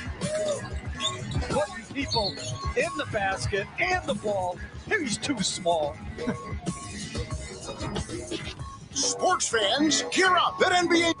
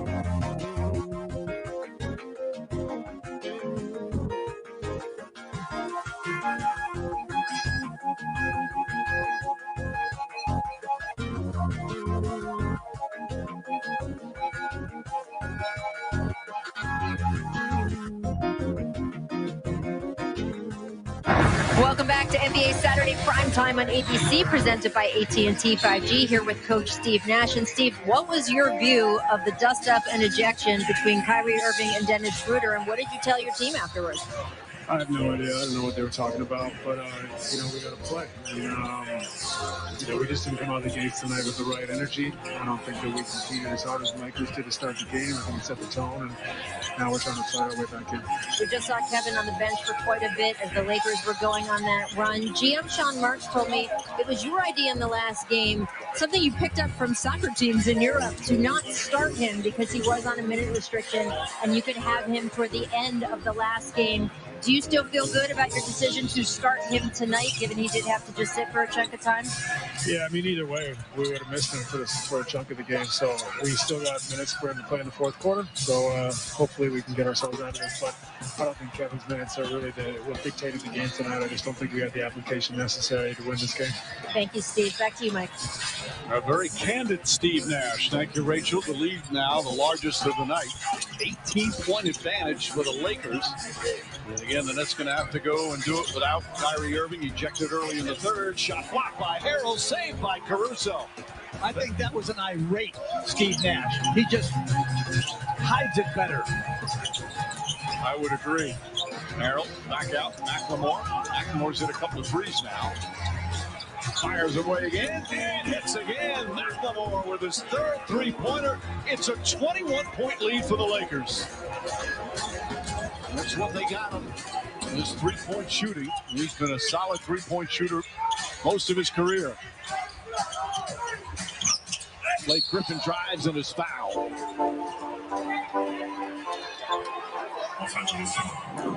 And a welcome sight. Ben McLemore picked up because of his ability to knock down shots. Gets it going.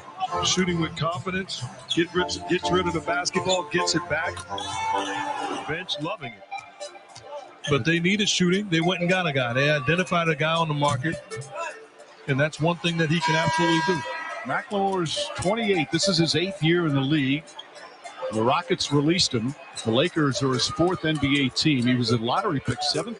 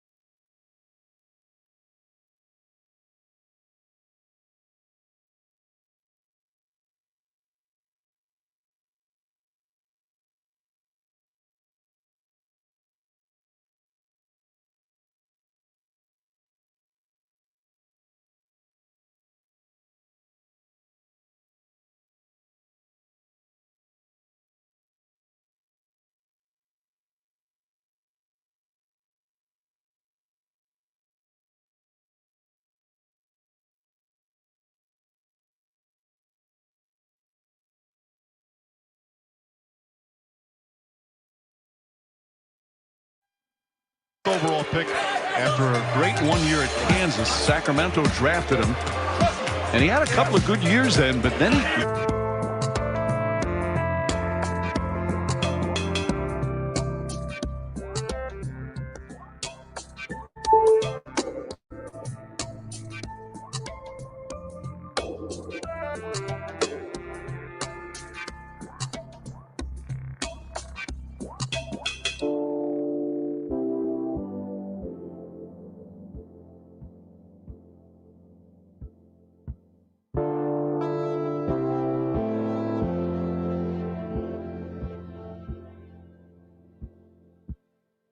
Tonight's slice of greatness is delivered by Pizza Hut. Some young greatness, Mark. Don't talk to making plays.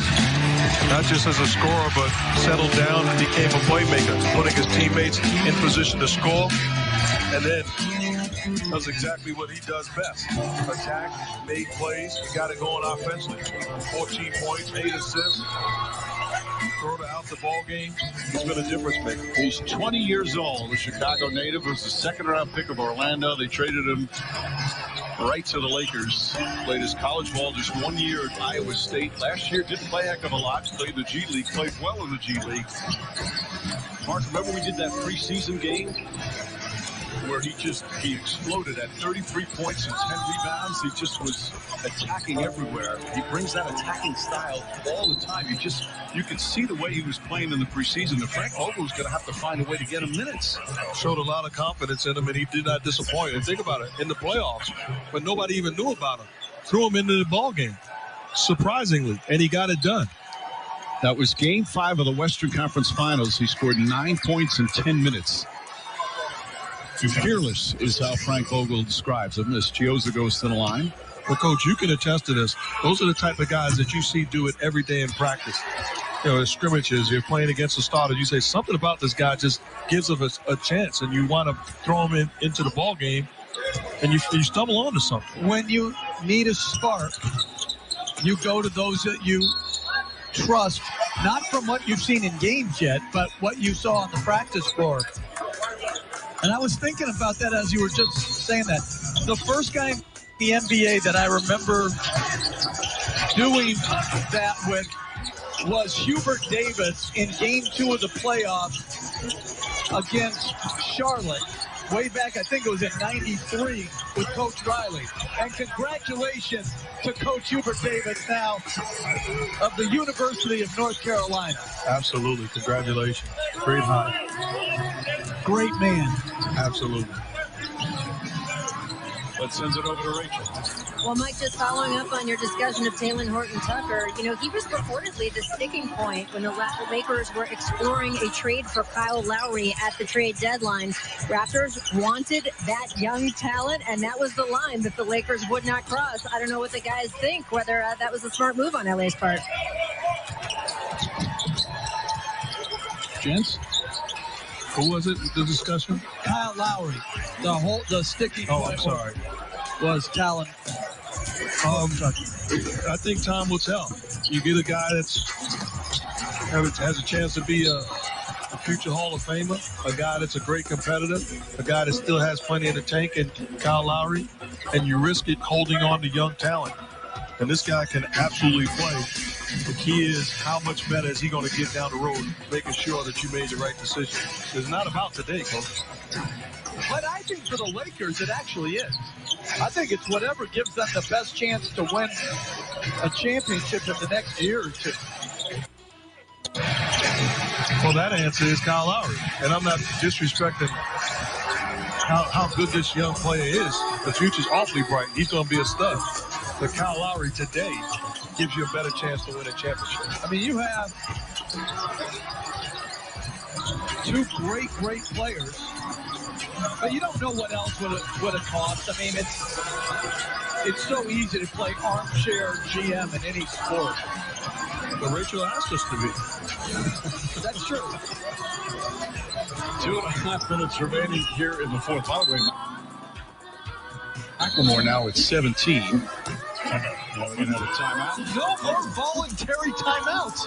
Frank Vogel, come back to me. Wants to get some subs in the game.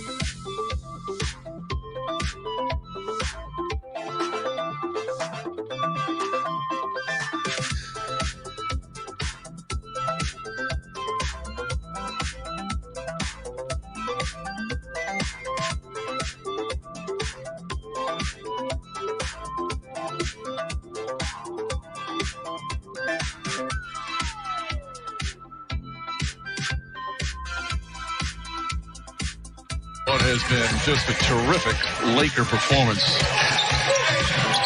They played some inspiring basketball. Their defense was excellent. Their offense shot the ball well. And Kyrie Irving ejection certainly helped as well. Foul. And free throws coming up. You know, I want to tell you about a gentleman who's in the building and in the building all the time. There's Chris Carino. Chris Carino's been the broadcaster for the Nets on radio for over 20 years. He's a great, not a good, a great play-by-play announcer, but he's also a hero to all of his colleagues. This guy is an inspiration to so many people. Chris Carino suffers from FSHD. It's a type of muscular dystrophy, the disease that causes the progressive weakening of the muscles, and it is a debilitating disease. Just normal everyday tasks can be such a challenge, let alone traveling across the country and announcing sporting events. Well, it doesn't stop this guy, who is just an amazing person. And not only has he been fighting the disease himself, but he started the Chris Carino Foundation. And he has raised so much money and awareness for the type of muscular dystrophy he deals with that they are really made inroads in terms of trying to help find a cure. You know, we talk a lot about NBA players and future Hall of Famers. That is a future Hall of Fame fighter and a future Hall of Fame. He's a Hall of Fame man. And he is an inspiration to a lot of people around the NBA and obviously his family and friends. I had the privilege of calling Nets games for 3 years and spent a lot of time with Chris. You did not say one word that was not true. Outstanding human being and truly an inspiration. And he has to put up with Tim Capter all the time. Tim Capter, his longtime radio partner, former head basketball coach at Wagner College. Yeah, he was a terrific coach, and he's one of the most genuinely funny men to ever walk the sidelines. There he is, the capper. Really was helpful for me as I was a young announcer, giving me little nuggets to make me better. And what Tim Capshaw has done for Chris when they travel on the road to help them deal with those challenges. Talk about love for your partner. They are a great team. Yes, sir. Maybe you should spend some time with them to become better, dealing with Mike and I. Wow. No, I'm just saying, man. I mean, we're here like generating a great story, and then because driving driving with you to the game today, you were on 10. Everything you wanted. The dude was dancing with a lady at the red light in the car next to us. She's dancing. He goes dancing with her. She had the window down, and it was just. Just be grateful, Mark, that he was a passenger and not the driver. That's a good point. The worst driver I know.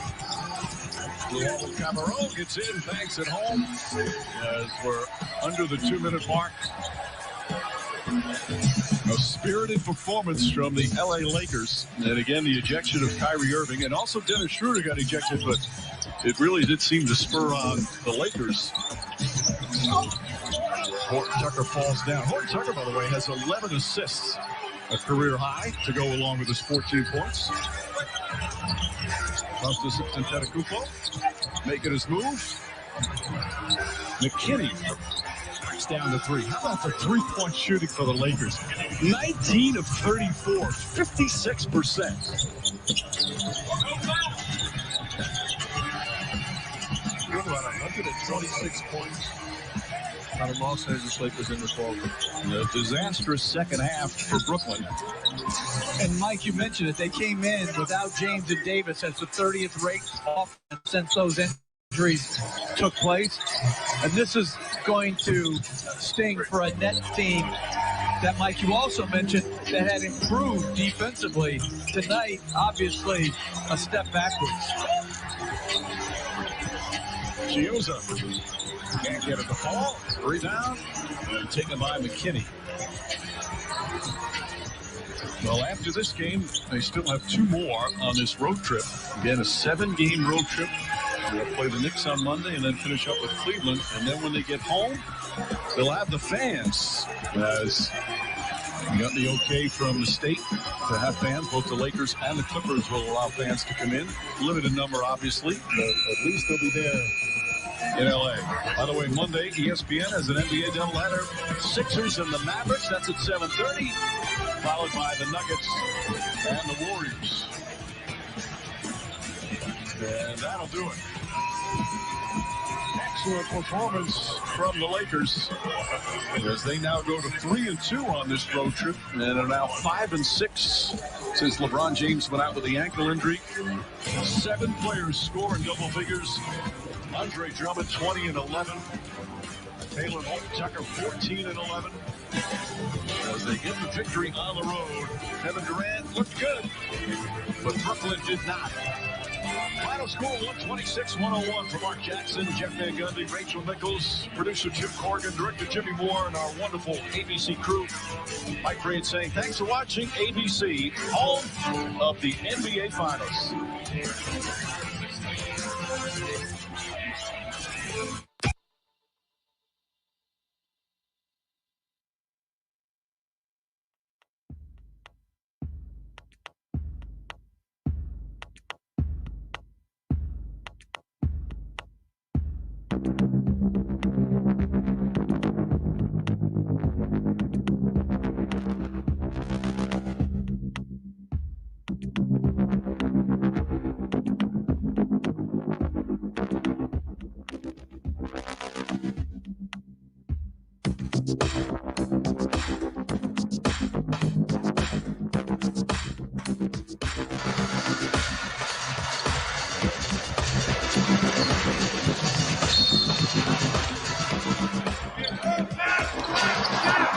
See if the Rockets could close out this second quarter strong.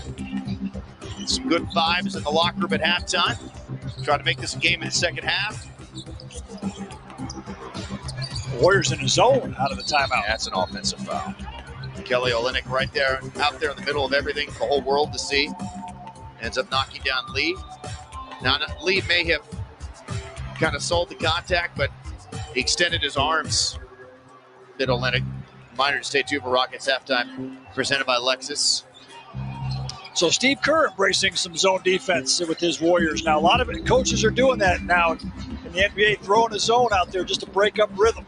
And the Rockets have seen a ton of it because they haven't consistently been able to knock down threes all year.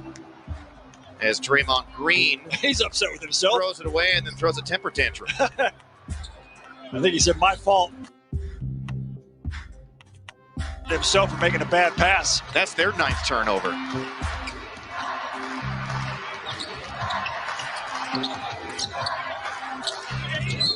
And a reach in on Green. That's his 2nd. And they're over the limit. So Christian Wood of the line. His first attempts. And we do have some injury news to report to you on Sterling Brown. He will not return. Uh-oh. Sore left knee. Oh, no. That's bad news for the Rockets. He has been playing some great basketball. He had 11 straight games of making at least 2 threes and shooting 55%, so that's a big loss for the Rockets bench.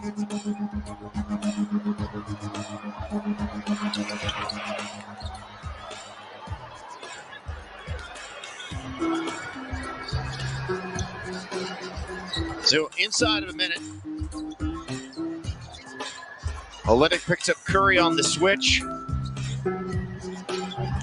And Curry knocks down the mid-range two. He's got 10 now, the third Warrior in double figures. You know, Steph Curry is a terrific shooter, but according to his brother Seth, Steph is the second best shooter in their family. Olynyk leans in and draws the foul on Toscano Anderson. What did I say, Dell? No, Seth says he's better. Oh, okay. And Dell actually backs him up. So, I don't know. The numbers sort of bear out that Steph Curry's having just an amazing career. But nice ball fake there by Kelly Olynyk to get the defender up in the air. And so free throws here for the Rockets. Sign up for the Rockets Ticket Pass program today. This no-cost program allows organizations and corporations across the greater Houston area the ability to see the Rockets play at Toyota Center at a special rate. Sign up your company today for the Houston Rockets Ticket Pass program at rockets.com.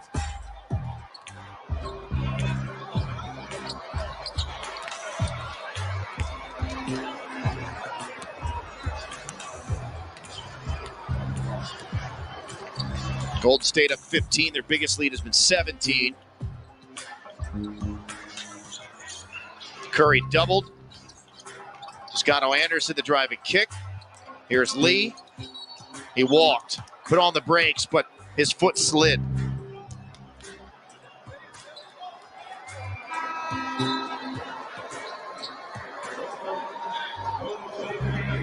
And they take Curry out because he's got 3 fouls. It's a good sub. The last 14 seconds. Second generation player, Gary Payton II, for the Warriors. Signed a 10-day deal a couple of days back. His first appearance with Golden State, the reigning G League Defensive Player of the Year. Wood dribbles himself into a much tougher shot over Bazemore, which he misses at the buzzer. So the Rockets took the lead 16-14 in the first. Since that point, they've been outscored by 18 points and find themselves down by 15 here at halftime. Stay tuned for Rockets Halftime, presented by Lexus.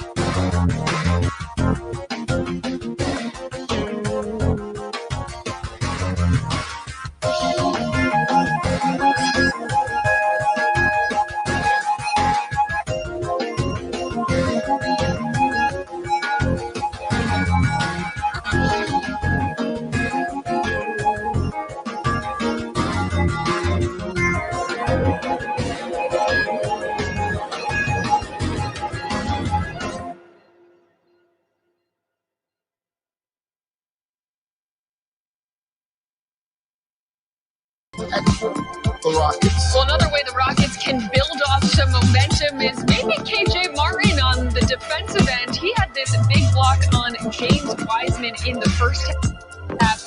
And Kevin, we've talked so much about the athleticism of KJ Martin. It's the dunks, it's the blocks. How can the group continue to build off of energy that they see from KJ Martin in plays like this? Well, defensively, they know that if he's on the floor, you got somebody who is a rim protector.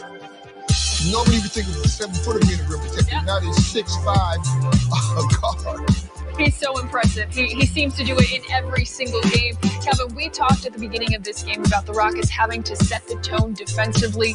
They didn't do that here in the first half. What needs to happen in the second half to come back in this one, like we saw similar in last night's game? Well, unfortunately, they're down 15 right now, so they've got to do twofold. They've got to really upstep their defense so that they can get some opportunity baskets so they can get back into the game offensively. All right, Calvin and I will be back here after the game. Second half action coming your way next. You're on AT&T Sportsnet.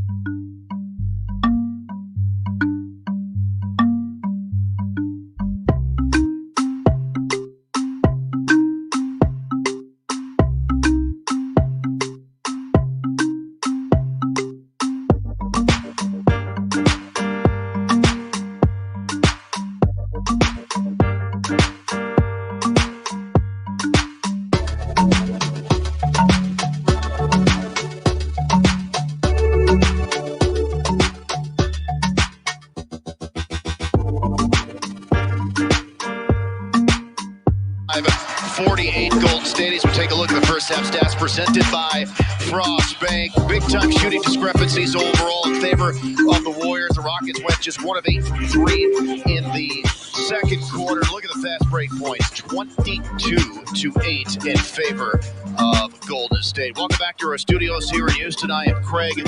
He is Matt again. Somewhere they took away, we think, was a Christian Wood basket, so the Rockets are officially down 17 here, Matt. But if the Rockets are going to get back into this game, the first thing they have to clean up is they have to get back on defense. Giving up 22 fast break points in one half, way too many. Way too many. And the Golden State Warriors, because of all those fast break baskets, are outscoring the Rockets in the paint 34-20. So you got to build your defense up around the rim and then build it out from there, because we know Golden State's a great three-point shooting team. But if you're giving them layups, it's going to be hard to beat them. Yeah, maybe not having 10 more turnovers in the second half would help as well. 11 for Olynyk as we take a look at our first half leaders. 10 for Wall, Poole, and Wiggins. Another big game for Poole against the Rockets.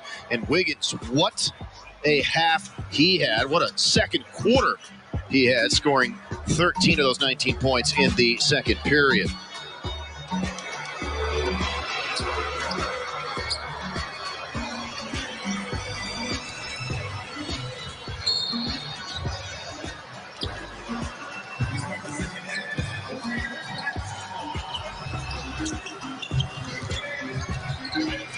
These two teams will meet one more time in Houston.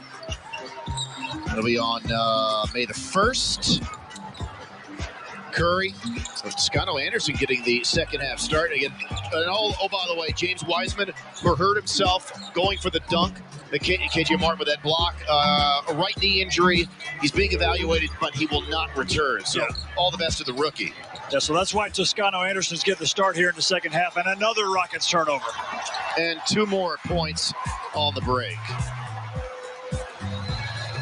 It's got to be so dispiriting for the Rockets coaches, because I'm sure they talked about that at halftime, that we can't turn it over anymore. We can't give up fast break points. In the first play of the second half, same thing happens.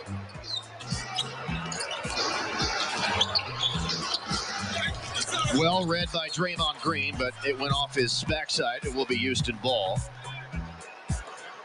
So you can see the pass right there, and Curry knows it's coming. He knows the pocket pass is coming, makes the steal.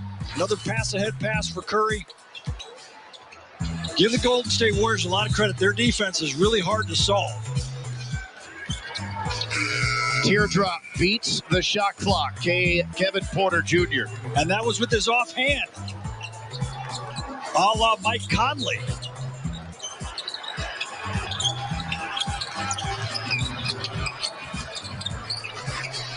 Draymond rolling. Can't finish. I think Wood got that. Got a finger on it. Porter stepping left into the corner. Offensive rebound for Wall. To a wide open Olynyk. Doesn't take the shot. Shot clock down to 3. Here's a 3 for Wall. Rockets passed up 2 better three-point looks than that Wall 3. Absolutely. One by Wood, one by Olynyk. Curry loses it. Porter splits the double team. Has it blocked. Picked up by Wood. And the Rockets will reset.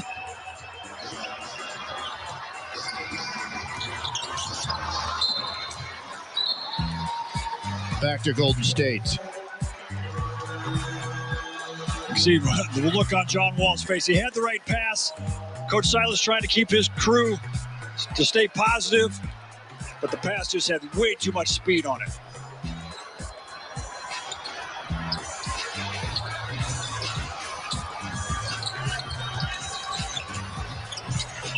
Wiggins from the elbow. Offensive rebound to Toscano Anderson. Draymond to Curry. Finds Bazemore.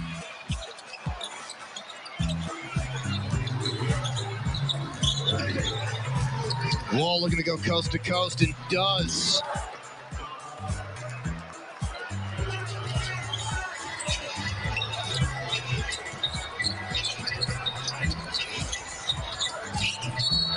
Olynyk knocks down Steph Curry. That's his third.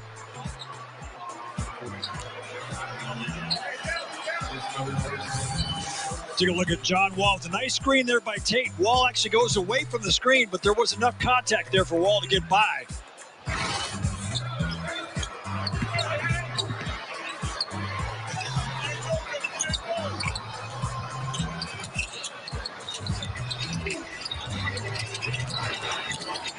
Wiggins shot put. 21 for Wiggins. So he's getting whatever he wants. Pretty much.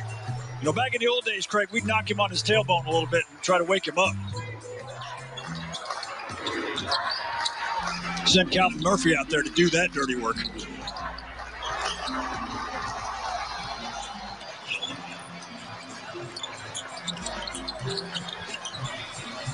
Curry hesitated initially, but it still goes in. That's his third three. And it's a 20-point game. Steph Curry's three-point shot is so effortless.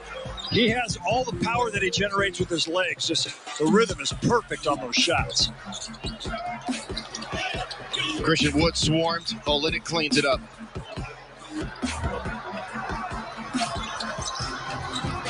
Curry turns the corner. Ripped the ball was by, they're going to call a jump ball. Thought they were going to say it was going to go off the Tate. So all the jump ball. This should be advantage Jae'Sean Tate.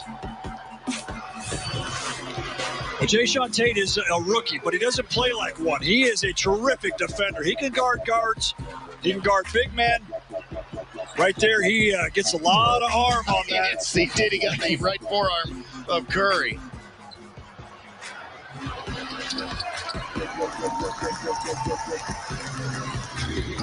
Wall, strong take. I like that John Wall is still putting pressure on Golden State's defense. He's not backing down at all. Draymond from the mid-post. Scotto Anderson, the ball fake, bounce pass, and on the other side, missing was Wiggins.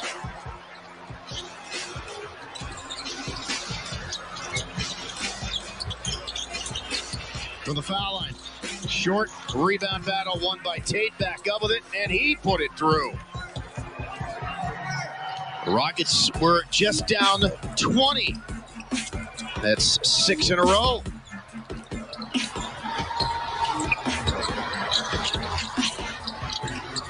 Ball fake, drive, kick, three ball. Wiggins barely nicks the rim. The Warriors get it back. Straight up top, no good. Rebound, Wiggins held and fouled by Tate.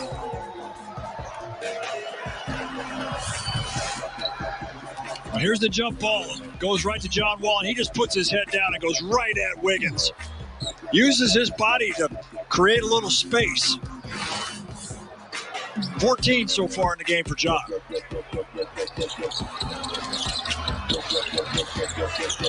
Good passing. Scott Anderson passed up a wide open three. Curry doubled. Shot clock winding down. Here's Wiggins down the baseline, able to lay it up and in just in the nick of time. Kevin Porter with a good rotation. He knew where his rotation was, but he just over-rotated.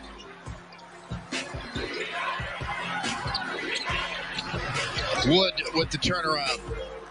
He's got 10 officially now. Curry fumbled it out of bounds. And that'll lead us to a timeout. 14-point game. 6 and change to go in the third. She said she wasn't hungry. She only wanted a bite. But this isn't just a patty melt.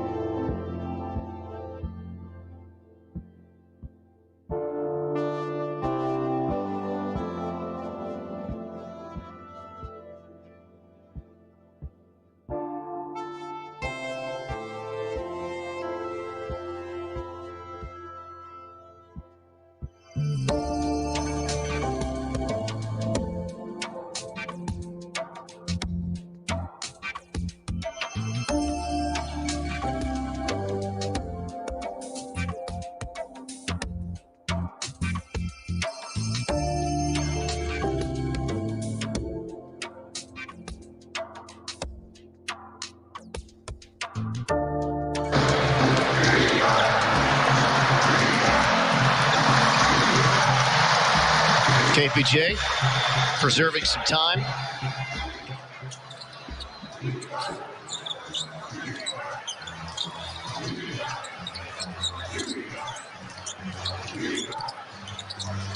Tate.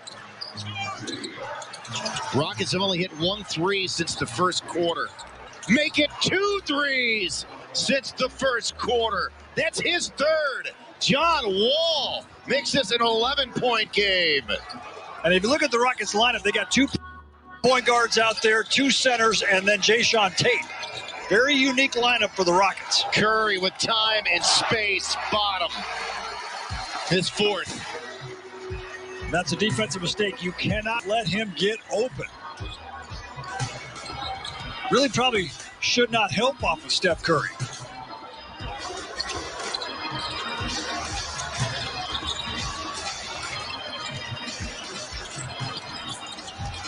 Shot clock down to 3. Porter posting, turning, shooting, scoring. So the Rockets are trying to get John Wall and Kevin Porter to play well together.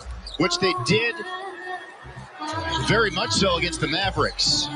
They both really complemented one another in that game. Got to get some movement. Got to get some penetration.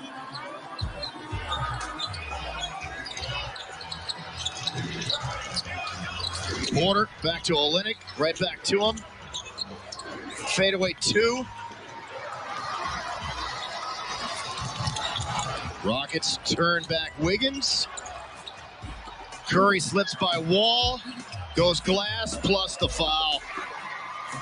Man, he takes a tour up through the stands. He is an amazing finisher. For being a small guard, he's among the league leaders in finishing at the rim. And here he goes behind the back. Handles there, yeah. And then look at that finish after the contact up off the glass. Just has terrific eye-hand coordination and touch. I think there's some empty seats in there tonight. Craig, we could be there, you and I. Yep. Courtside.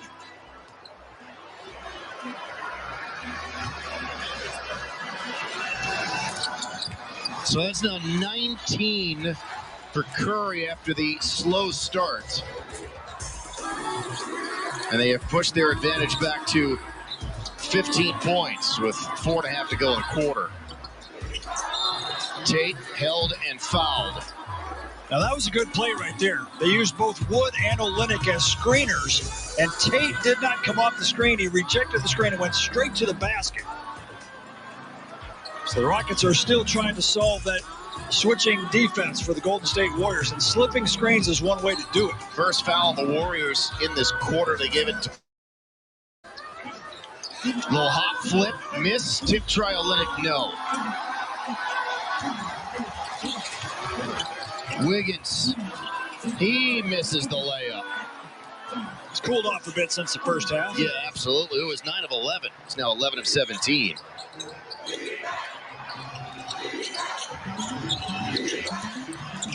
Olynyk pirouettes by Green. And then turns it. Oh, no, he doesn't. Picked up by Tate. Nice pass. Cleaned up by Olynyk. That's one of those ones where Tate's running it back. He's got to look at the scores table and say, that was a pass. Give me the assist.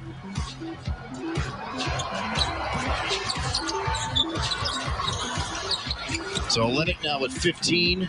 One of 3 Rockets in double figures. Jeez, what touch. Rockets even doubled him. Avery Bradley came off the non-shooter to double Curry, and he still made it.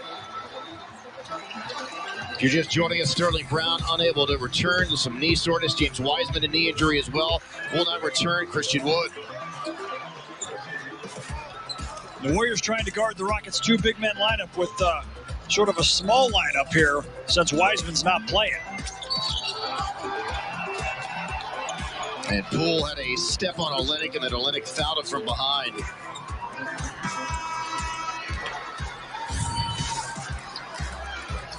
Look at Avery Bradley coming over. Curry sees the double teamer coming over, so he shoots it anyway. Beautiful touch.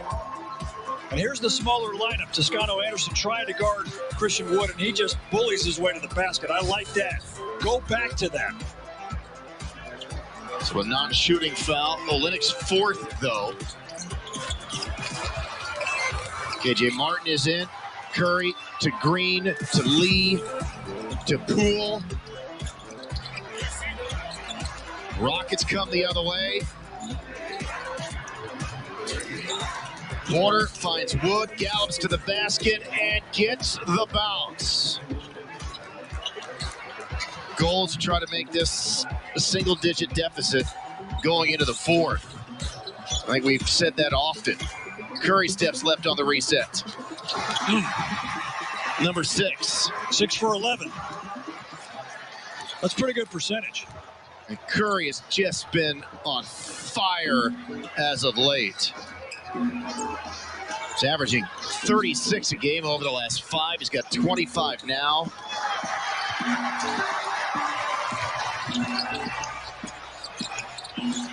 Wow, that was short. Draymond 0 for 3 now from the floor. He's not out there for scoring. Bradley threw it behind Wood.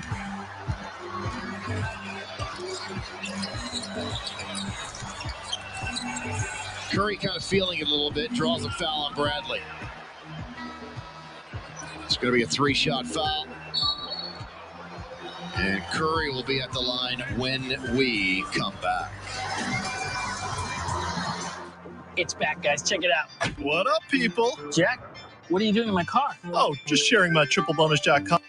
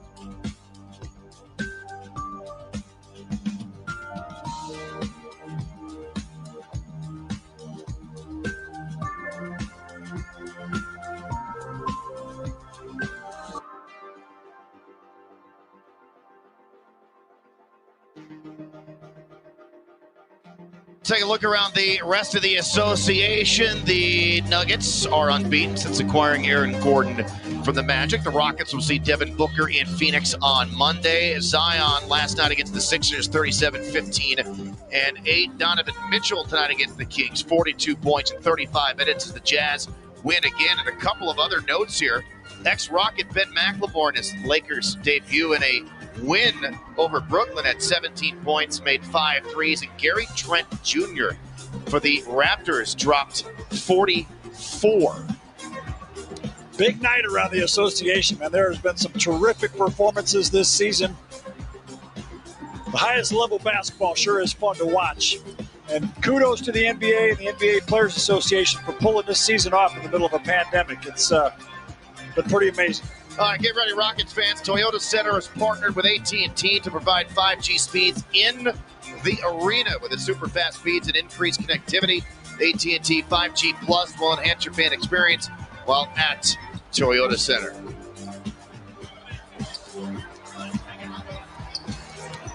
Curry, one of the best free throw shooters in the league, 92+%. He's only shooting 48% from the field, though, so he's not quite at 50, 40, 90.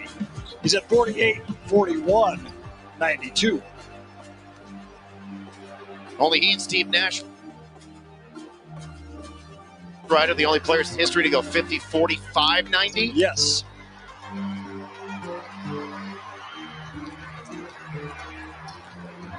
The head coach of the Nets. He could probably still play if he, signed himself to a 10-day.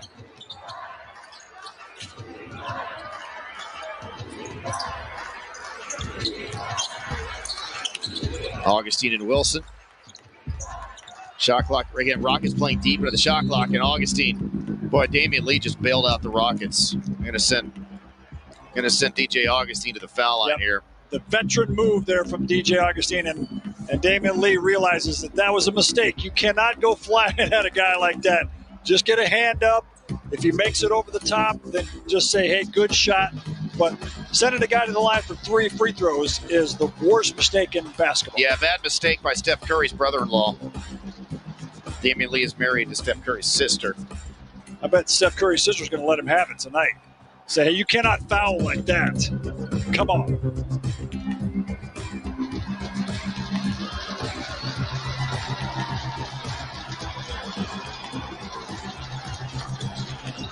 But DJ Augustine, really the only Rocket that can make free throws.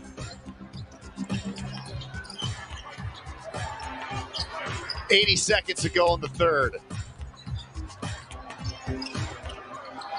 Oh, goodness gracious. He's heated up considerably. You see the smile on his face. He knows that he's heated up. Augustine gets it back. His second 3. Augustine now with 10 off the bench, but Curry up to a game best 31 as his, I just mentioned this a few moments ago, his torrid streak continues. Spinning and scoring on KJ Martin. He's putting on a show. And when he gets into one of those zones. You remember how he used to blow the roof off of Oracle Arena when he'd do that? So loud. And by the way, it was not his Lakers debut tonight for Ben McLemore. I made a mistake on that. But he still had a great game. All those playoff matchups with the Warriors, and then Curry would hit some threes, and you're right, that the roof would literally blow off that building as Augustine goes back to the foul line.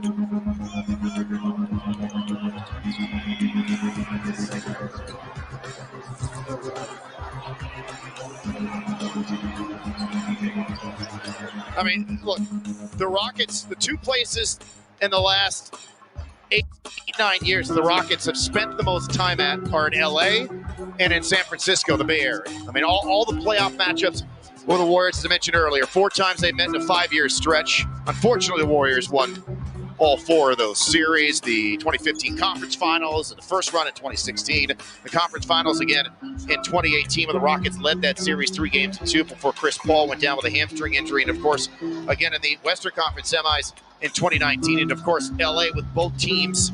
We've had so much time off in recent years in Los Angeles. I feel like I'm a resident of California. We've spent so much time there. Yeah, it's not a bad gig, but really miss walking around San Francisco. But these 2 teams. Now again, so many players have changed over the last 6 months, let alone 12 to 18 months. But a lot of familiarity between the Rockets and the Warriors. The third quarter comes to a close, and the Rockets find themselves trailing 94-80.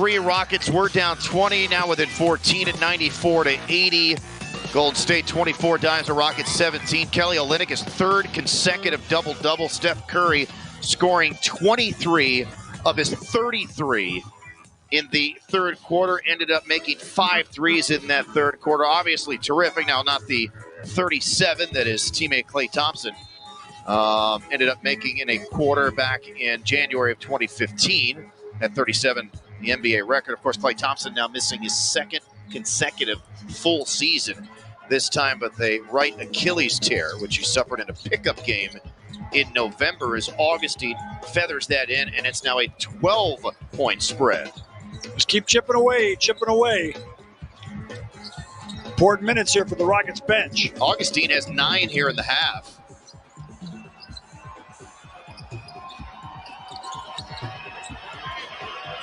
And so, again, this wasn't the case in this game, nor was it the case in the game when these two teams met at Toyota Center, but typically the Warriors offense craters without Steph Curry. Let's hope that's the case here in the fourth, and the Rockets can make this a game down the stretch. Augustine continues to have his fingerprints all over the last handful of minutes for his team. His fourth assist in the game, too, and he's really running the second unit well here in the second half.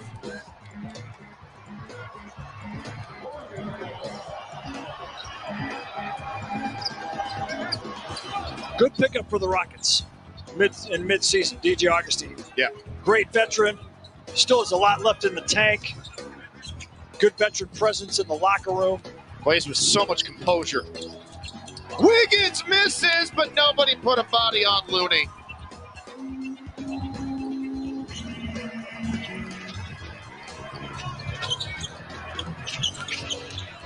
Wall to Wilson.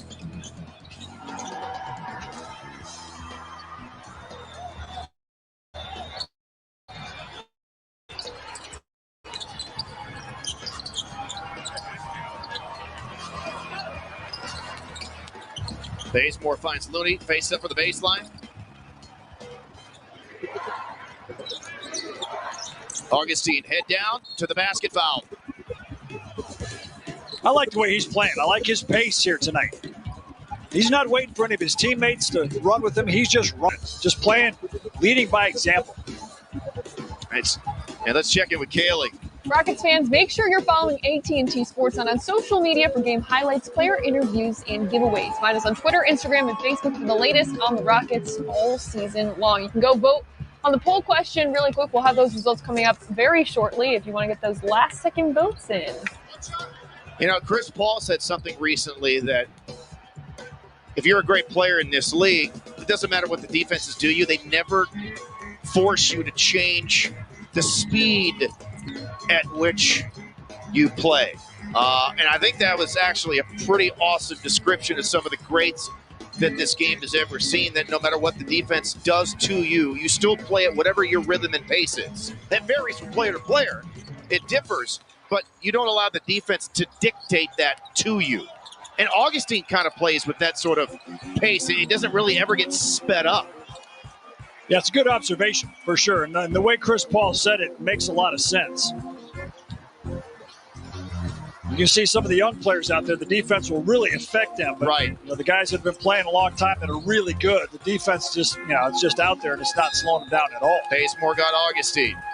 I'll tell you what, DJ Augustine is doing his part to try again to make sure this is competitive down the stretch. He has had a really good stretch here in this second half. Bazemore with his second. Wall. And that's number 3 on Golden State as a team. And that's Lee's third.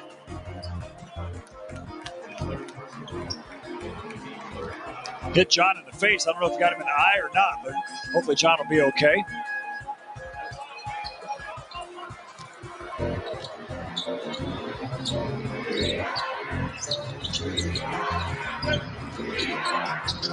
Wall on Wiggins, now switched up over the top, bad pass intended for Martin.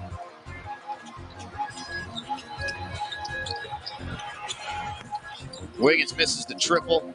Augustine secures the defensive rebound. He's got 16 points as Augustine. Rockets tied with Christian Wood as the Rockets' second leading scorer. That's 20 for Wall. His fourth three.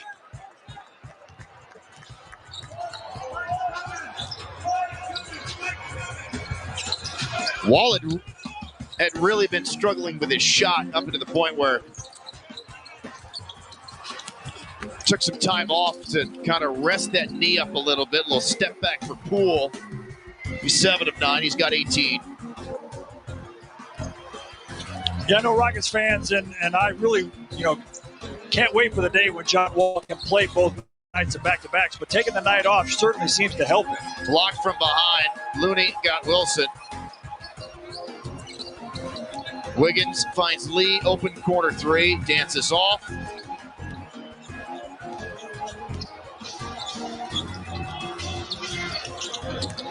Wall spinning, fouled. Oh.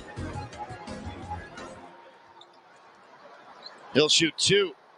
That would have been a good time for a three-point play. You bet. Here's a good time for a three-point shot. You got a big man on him, you get him backing up a little bit, and you raise up and shoot. Now here's a nice stop and pop. That's Calvin Murphy special right there. Bring out the whole family when the Rockets take on the Nuggets next Friday at Toyota Center. Take advantage of the Friday Family Special presented by Southwest Airlines. Receive 4 tickets, 4 hot dogs, and 4 drinks starting at $99. Get your tickets tonight at Rockets.com. Bazemore now with 3. Jay-Sean Tate on the floor.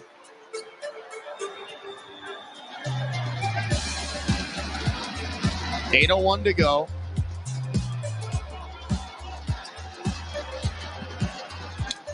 Rockets have been down by 20. Wall's free throw issues in this game continue, now 1 of 4.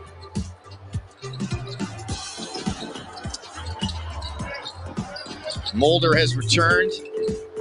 Poole off a pick, quick release. Man, splash. Jordan Poole, since when did he become Steph Curry against the Rockets? 3 for 4 from the three-point line for him, 8 for 10 overall.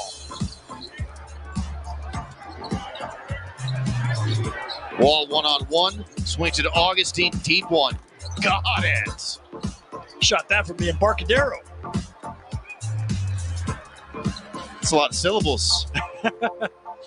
It's just down the road.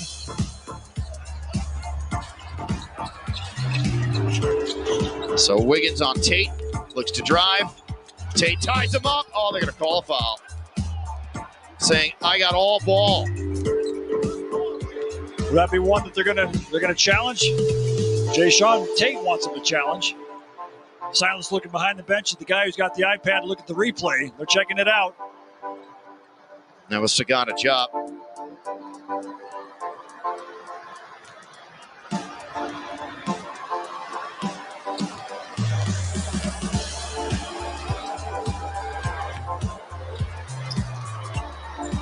Earlier in Wiggins' career, he used to go to the foul line a ton. Not as much anymore. Shooting 69% at the line, 73% for his career. He's always been a pretty darn good scorer in the league, but has never been one to sort of elevate the play of his teammates. Yeah, I don't think you'd ever consider Wiggins to be a number 1 guy on your team, but if he's number 3 on your team, then you can really use his skill set. Augustine, good contest there by Draymond Green.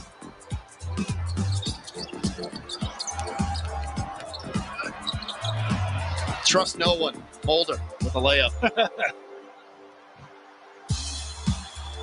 And no help defense from the Rockets anywhere around the rim. Back to a 16-point game.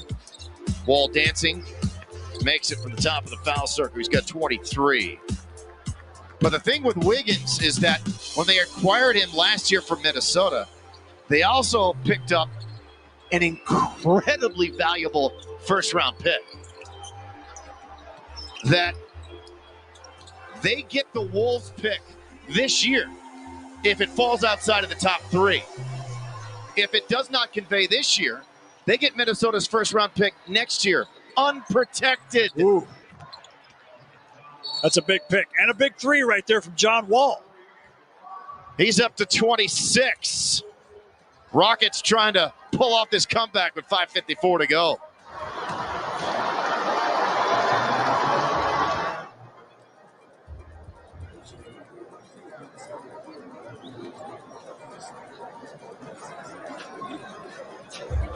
This copyrighted broadcast of the National Basketball Association may not be retransmitted, reproduced.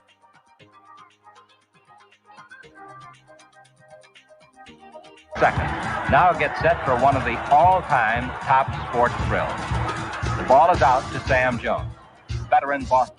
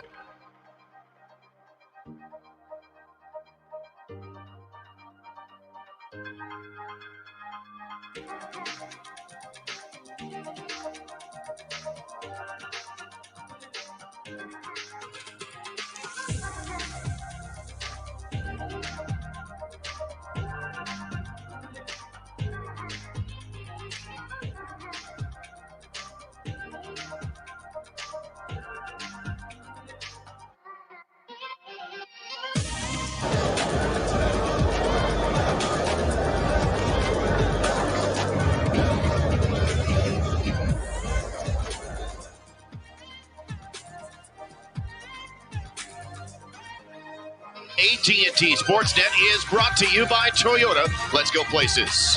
And by Budweiser Zero.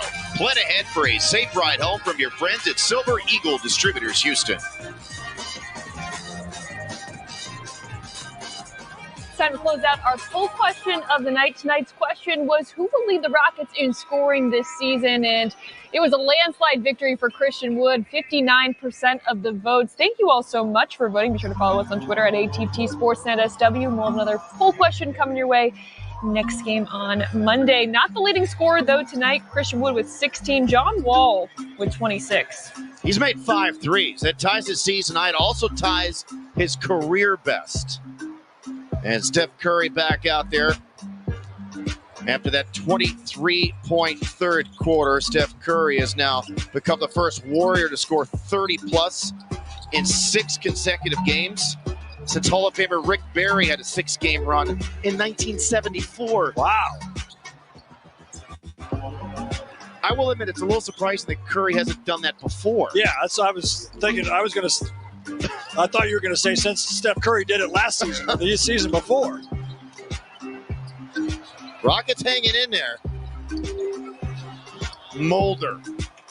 Well, you can't give up layups, and that's twice now that Mulder's just driven it in there and laid it up with no help anywhere.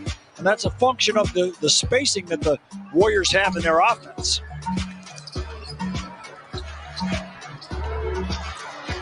Augustine whips it out to Porter. Rockets running 3 guards out there. We seen this before? We have not. Here's Augustine. Finds Tate. Corner 3 on the way. In and out. But I like Coach Silas going with this. Got 3 guards out there, all 3 of them playing well. You might as well let them go at it. Knocked away from behind. Poole then gets smothered by Porter. Smothered by Augustine. And a timeout for Golden State. Oh, now John Wallen. And Montescano Anderson have to be separated, I believe. Or was it Tate involved in that? Draymond Green, of course, right in the middle of it all. We'll step aside. They'll sort it out. 4:38 to go.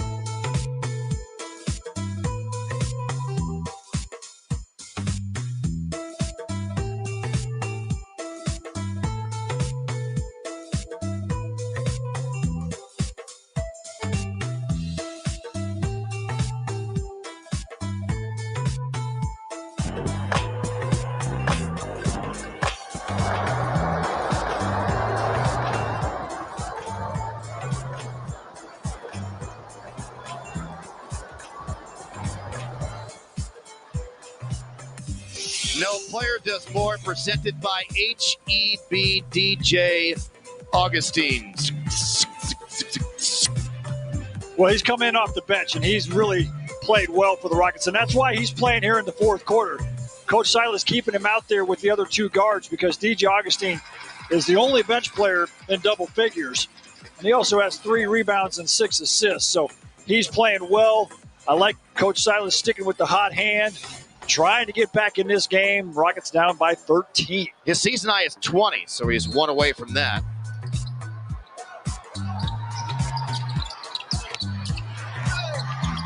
Oh, wow. Oh, wow, twice. The miss first, actually, 3 times. You get beat on the inbounds on the back cut, then the missed free throw, then the foul. That was a 3-wow possession. There's a back screen, and the Rockets don't switch it. You see DJ Augustine trying to push John over there to switch. And then I don't know who the foul's on it. It's on Jayshawn Tate. He came over to help and got him on the arm. Anytime you get a back screen like that in an inbounds play, you have to switch those.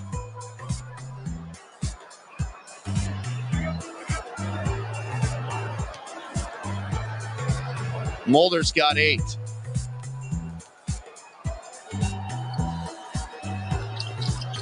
Misses the second. Rockets down 14. John Wall is 4 of 4 here in the quarter. Finds KPJ. Works around a wood pick as he's back in. Looks for him. And does not find him. And then, yeah, another run out for Golden State, and Mulder with the flush. 26 fast break points for Golden State tonight.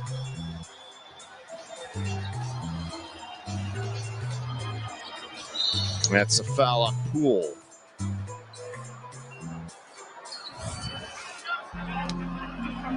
Here's Poole on the fast break, and he drops it off to Mulder. And I was looking at Mulder's tattoos when he was at the free throw line. He's got a maple leaf tattooed on his arm. He's Canadian. Yeah, he's from Canada. How about that? That's pretty cool, isn't it?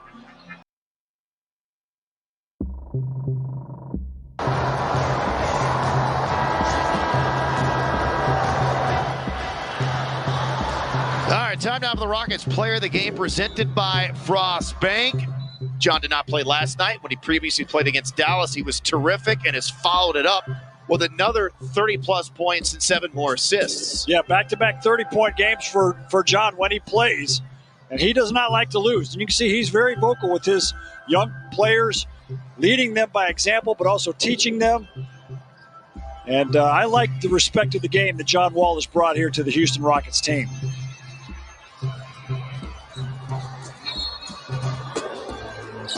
So there's plenty of time. This is a 3-possession game. All it takes is 3 stops, 3 threes, and there you go. And look, Golden State kind of fell apart late last night. There's 1 step towards taking another step to the Rockets getting closer. And had Steph Curry been looking for the pass, he would have caught it. It was right on the money. Over the top, broken up, well read by Green, kept in play by Curry. That's terrific defensive play by Draymond Green. He's got terrific defensive instincts. Curry, Toscano Anderson to Draymond. Back to Toscano, missed it. Oh, they're going to call a foul on Tate.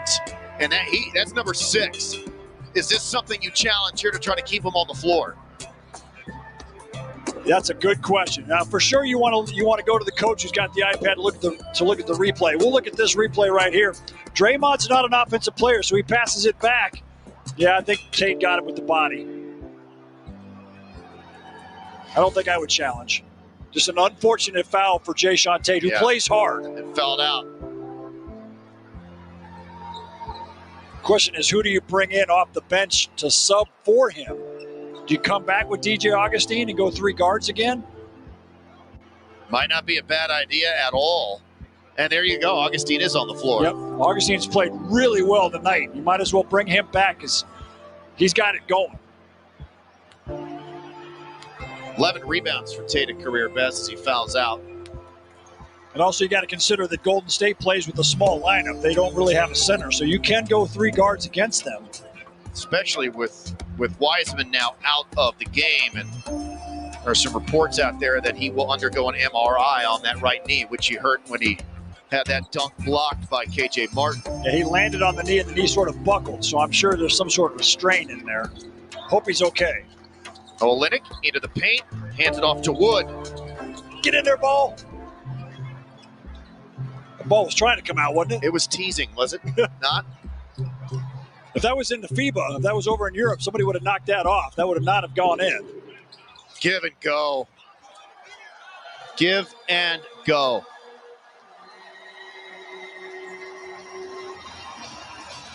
The Rockets are at the point here they could probably ill afford to have Golden State score again.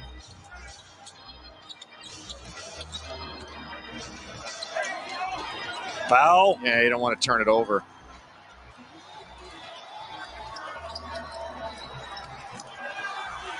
That'll probably do it.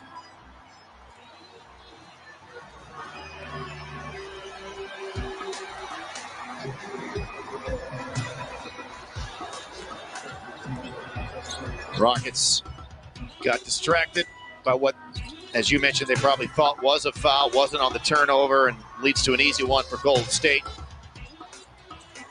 And the Warriors in the driver's seat. Reminder to stay tuned for Rockets postgame presented by Jack Daniels.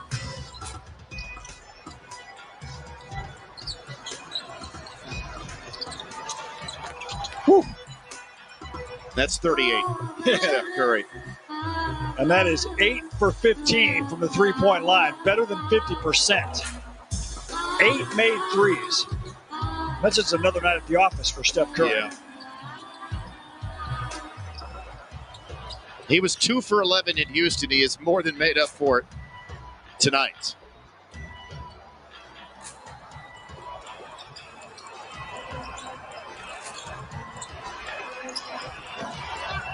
That almost went in. Rockets, made that furious comeback last night against the Clippers, and then it got buried under an avalanche of late threes by LA. Not necessarily an avalanche of threes by the Warriors here late, but Rockets had this down to a 9-point game, and then Golden State just pulling away. And they're going to beat the Rockets for the second time this season.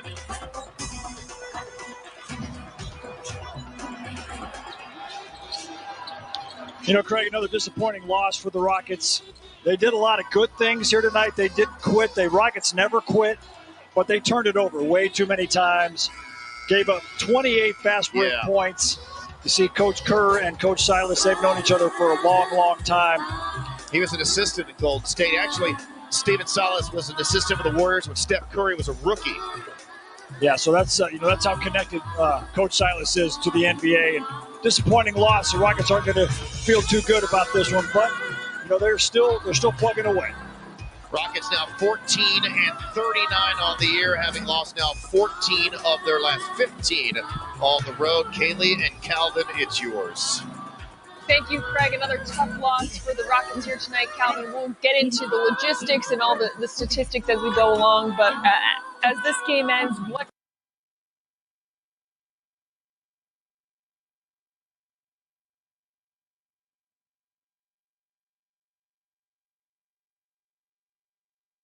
a number of players prior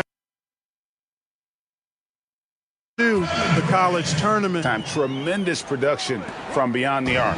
Boy, it's been a three-point barrage. They came out gunning and have not stopped. And they say it was last touched by Durant.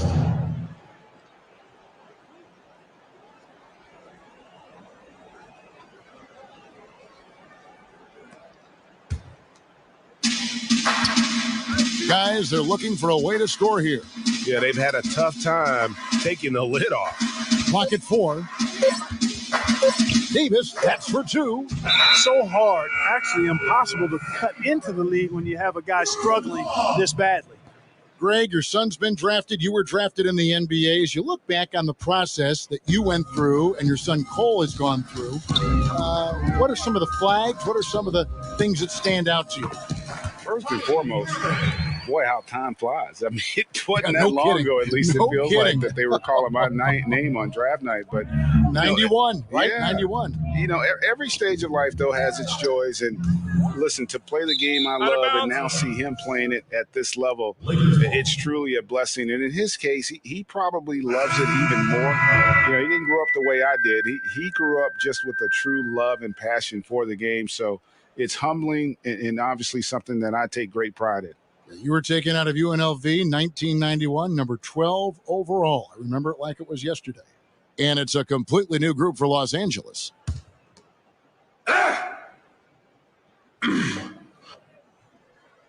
Here's Caruso. Here's Kaycock. The kick out to Matthews. Just 4 to shoot. From deep three-point range, doesn't go for him. Just a solid performance on the interior. The rebounding has been off the charts. Yeah, you look across the board, it's actually sizing up, shaping up to be a great game. I mean, strong performances throughout, and they've really been strong on the glass. Unwilling to let up, even for a moment. That's his killer instinct, just fanning the flames. Yeah, I love the fact he doesn't play the score. He just keeps coming, attack mode. He doesn't know how to step off the gas pedal. Good on the triple. Yeah, and they are living and dying from beyond the arc since halftime. It's a different look than what we saw in the first half. Now here's Durant. Oh, and the jam by Durant. Tell you what, when Durant is feeling it, he puts on some swagger. He's going to let you know he's got it going. Pass to Caruso. Here's Kaycock. Morris outside. Stolen by Durant. Now Johnson. You know, you look at the 2020 class for the Basketball Hall of Fame, Greg, some great names, headlined by Kevin Garnett, Tim Duncan, Kobe Bryant. I mean, historic players. And all the more emotional, Kevin, having Kobe enshrined after his tragic passing. But when you look at the accomplishments of this class, arguably the most decorated that the Hall of Fame has ever seen. And Greg, you've gotten a bird's eye view, you've gotten a front court view, you've had a chance to be alongside these Hall of Fame players. Incredible talents, great people, and truly they've been terrific ambassadors for our game.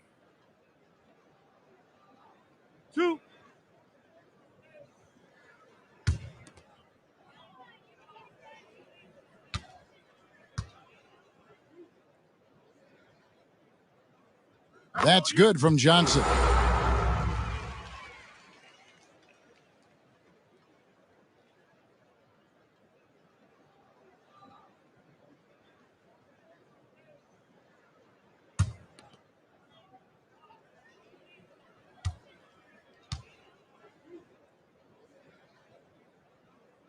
And Johnson drops them both. We've got 1:55 left in the fourth quarter. Caruso looking for an opening. Pass to Morris. 6 on the shot clock. The pass to Caruso. The three-pointer off the mark. Brooklyn's gone a disappointing 2 of 6 on three-point attempts here in the fourth. Yes, and with this one winding down, it's obvious to everyone who watched it. Just a total mismatch and a true show of strength for the Nets. This was a team performing to its fullest capability. A hugely satisfying win. A game that not many will soon forget. And on the other side, one that I think most will try to forget. And it'll go down as their first official win of the new year. A 2-game season series. They win them both and complete the sweep. That's a nice feeling to get the sweep. Even though it is a small number, still nice to get that sweep. And, you know, looking back at all the contributions tonight, it was a really phenomenal all-around game for James Harden. Just an outpouring of points from him. Nobody could do much to keep him from dropping it in. 59 seconds left in the fourth. The Nets on offense. They're on a 17-7 run. Durant, the pass to Luau.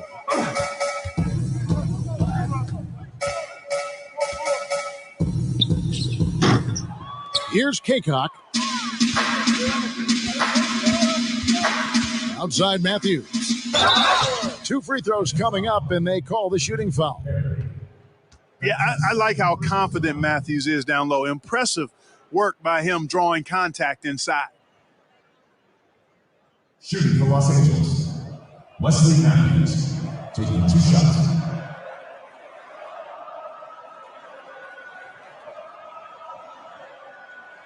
Take a break. 2 shots.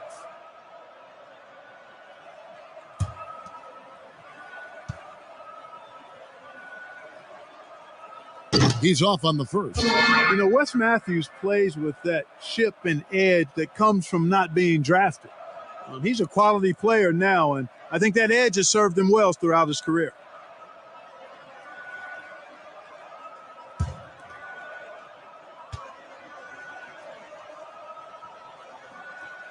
He hits the second from the line. Not nearly as productive a trip to the line as he'd have liked. They need all their free throws to go down at this point. We've got a 9-second difference between the shot clock and the game clock. Luau, the pass to Durant. And the jam by Kevin Durant. And you can sense that these fans, these players, they are ready to celebrate. And I think they can start that celebration right now. I mean, what a terrific team victory. McKinney, no good.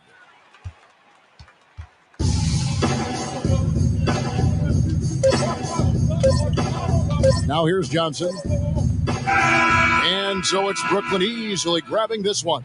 It was a tale of 2 teams tonight, one that was in total control, operating flawlessly, and the other just searching for answers that they could never find. I mean, the energy here is just so tremendous. Fans involved. Thank you, David. Great interview once again. And that about wraps.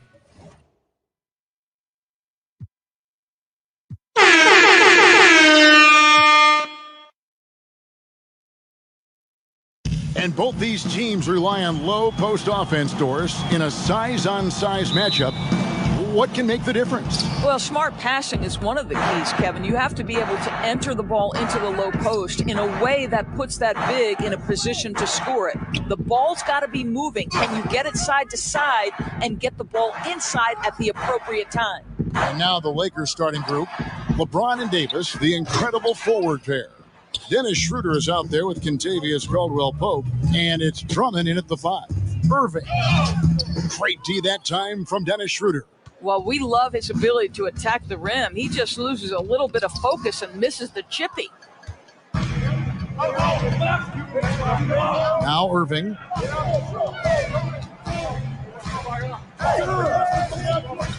Back to Harden.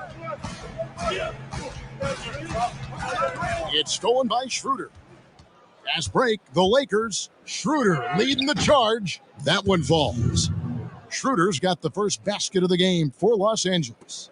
Well, Schroeder is 6'1" with a thin frame, but make no mistake, he's got balance and the ability to play through contact. Irving with the bounce pass. Here's Harden. Yes, and it's Irving picking up the assist. Just setting the tone with an aggressive move to the rack. And where's the help defensively? To me, that's a complete lack of communication on that side of the ball. These guys need to be talking to each other. Now here's Irving. They had a 24-point outing in their last game against New Orleans. And let's not forget about the assist. This guy's a playmaker, was a driving force for that offense. For Los Angeles, they've gone 1 of 3 from the field to start this one so far. Here's LeBron. He doesn't hit that one. So Brooklyn will take it the other way. Boy, having a hard time making shots. Just 1 for 4 to start this game. Irving passes to Harden. This one for 3. The offensive rebound. Fires the 3. And that's good. Kyrie Irving for 3. No defense right there for that shot from Irving. Release so quick, especially off the pass. Davis against KD. Davis gets to Caldwell Pope. And they call an illegal screen here. And not the most common call you'll see in the NBA, but hard to argue that pick wasn't illegal. It is really difficult to get your feet completely set, to stay completely still. It's almost surprising to me that it isn't called more often.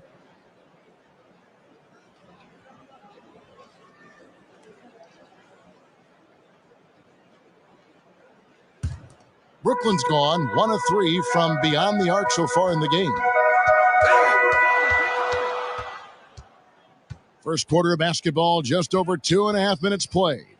Here's Aldridge. The basket good off the assist from Durant. Well, the multi-time scoring champion Kevin Durant is showing you he has got as complete a game as there is in the NBA. What a pretty pass. Inside, and it's Drummond with the jam. And when he gets himself into the right position, Drummond so powerful in terms of finishing at the rim. The only way to prevent that alley-oop is to keep him from getting to the launching pad in the first place. Harris kicks to Irving. Harden outside. And again, Brooklyn with the triple. Woo-hoo, Kyrie Irving doing work with the pass. That's pretty. Lakers trail by 6. James outside. There's the pass to Drummond. Some solid defense from Aldridge. Never easy to stop this guy at the rim, but that is a beautiful contest right there. Durant, no good. The Lakers have gone 2 of 6 from the field. And with Kevin Durant recovering from the Achilles injury, glad we get to see one of the all-time greats back in action. No doubt, Greg. And KD is trying to navigate his way through one of the most difficult injuries a basketball player can face. But we know unequivocally this man will go down as one of the elite scorers in NBA history. That combination of size and shooting is truly something to behold. You know, and with how deliberate he can be, Hart still can surprise defenders with that burst, that underrated vertical that he possesses. Now, here's Schroeder. He's coming off a 10-point game against the Heat in Miami. Here's Davis. Good on the 7-footer. Well, there's an unpredictability to his offensive game. He is always keeping the defense off balance. Passes it to KD. Well, seized up just a little bit at the last second. That's when he normally converts. It's good from Schroeder on the assist by LeBron. Listen, we know that LeBron James can score at will, but he is phenomenal at hitting his guys with perfectly placed passes. They get it back, so it looks like the Nets will retain possession here. Yeah, let's check out some numbers here for James Harden. He's coming off an excellent season. First in scoring, 5th in steals, and he ranked in the top 10 in assists. An incredible knack for drawing defenders and finding the open man. And his unmatchable instincts for scoring the basketball. That's what made him number 1 last year. You can't stop him, and you can't even really contain him. Now, here is Irving. Another one falls for Brooklyn. Well, the ability to score at all 3 levels makes Kyrie Irving a near impossible check. Good luck, fellas. Okay, well, let's go down to David Aldridge for a report from the sideline. Thanks. Yeah, the Nets head coach and I were able to chat. They were able to come away with the victory the first time against this LeBron-led Lakers team. The coach was aware that this time will be tougher, saying guys like LeBron and AD don't get to where they are without having a streak of vengeance. So we expect their best shot in this game. Down 1-0 in the season series, you can bet the Lakers won't take that lying down. Guys? Thank you, David. Jordan, he's checked in for Brooklyn. Blake Griffin comes in for Joe Harris.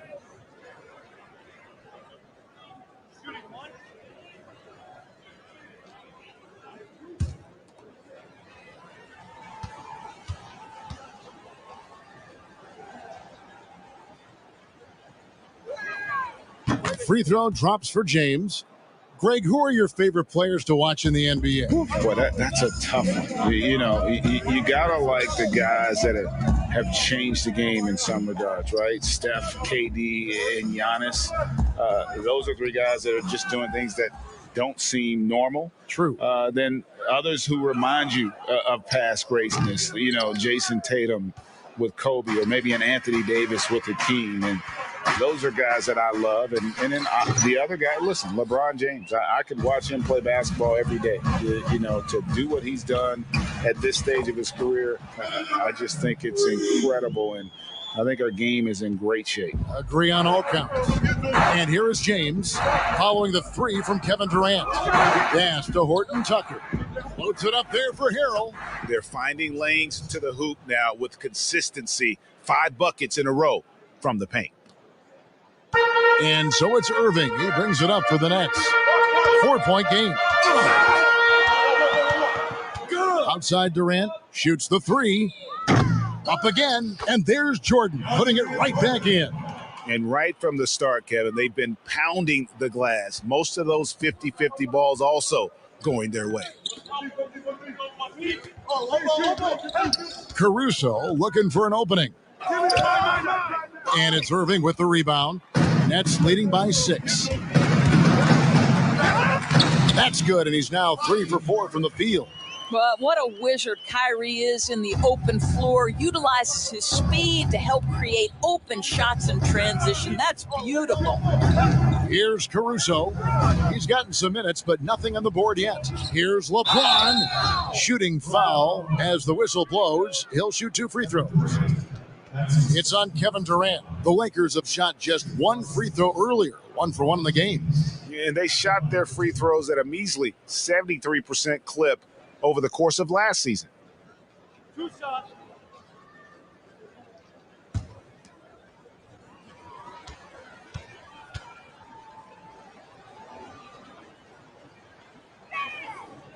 Free throw good, LeBron. You have to love the leadership of LeBron James. Is he demanding of his teammates? Absolutely. But they can take it because he demands more from himself. Brown is checked in for Durant. And the Lakers also making a switch. Kuzma's checked in.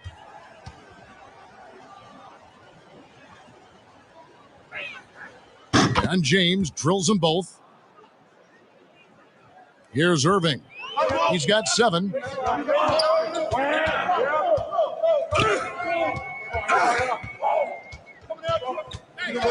Pass to Griffin. Now here's Harden. Shot clock at 5. And Harden with the stuff. Oh, taking it to the rack with power. Hammering down the 2-hand slam. Caruso, the pass to Harrell. LeBron up top. Caruso kicks to Kuzma. Solid play in the low block, and that one's good. Well, that's somebody who sees the whole floor and delivers it to the perfect wide open shooter. Now, here is Irving. He's guarded closely. Basket counts. Irving's got 9 points. Yeah, that was the 3rd straight high percentage look the defense has allowed. The defenders have got to start putting bodies on bodies. Wasted no time on that one. And I'm not really sure that's the time for the fadeaway, but he sure could make it count. Harden outside. There's 1:38 left in the first quarter. And foul on the shot, so he'll get a chance at the line. As crafty as they come, Harden uses that tremendous body control to his advantage. Brooklyn shooting their first shots from the stripe in this game. And a season ago, they hit about 75% of their free throws. Take a break. 2 shots.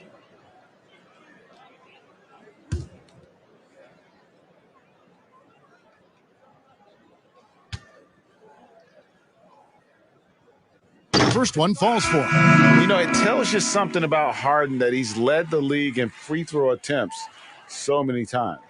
This man is always in attack mode. Nicholas Claxton's checked in for the Nets.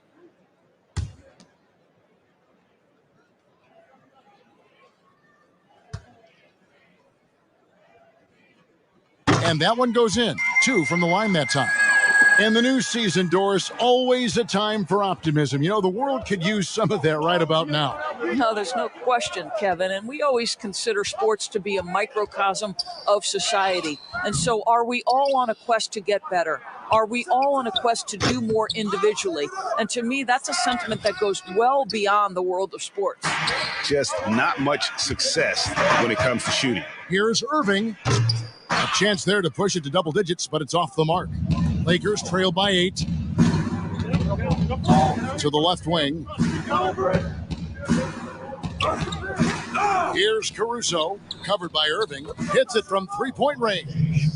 James has got 10 points. I'll tell you, despite this guy's strong play in this period, they're still behind. Someone else has got to step up.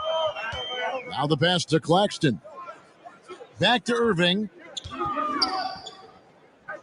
Passes to Claxton. Up top, Brown. Covered by LeBron. Claxton with the bucket. And boy, have they come out strong, really pounding the offensive board for second chance points.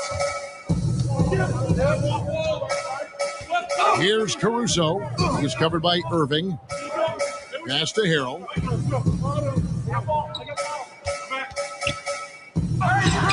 And Jordan sends it back. This is not the guy you want in your zip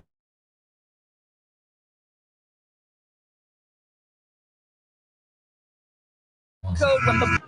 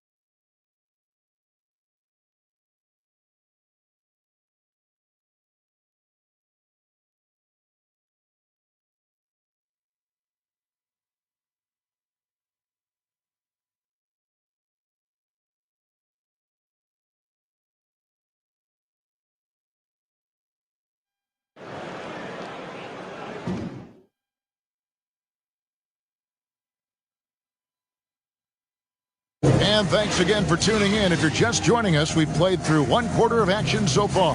And guys, what stands out to you from the Nets in this one? Well, one way to generate more offense, pound the offensive glass. That was the difference in the first. I love the determination. They want to go after every rebound out there and overwhelming to the opposition right now. And it's Irving with the ball for the Nets. They lead by 7. They've got Harris on out there with Irving. Then it's Jordan. And it's Claxton in at the power forwards position. So that's the lineup for Brooklyn. Now here's Brown. Kuzma with it.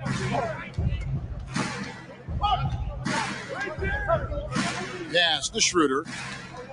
Here's Horton Tucker. Nice ball movement here by the Lakers. Kuzma can't get it to go.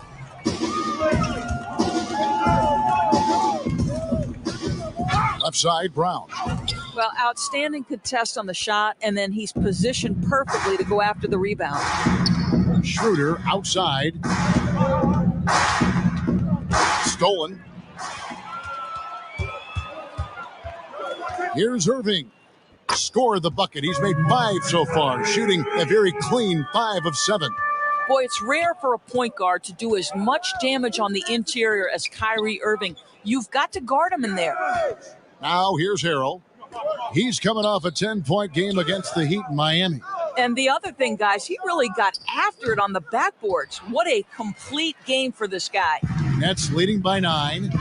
And once Schroeder was asked to name his favorite NBA city, I believe it surprised a lot of fans when he said Milwaukee.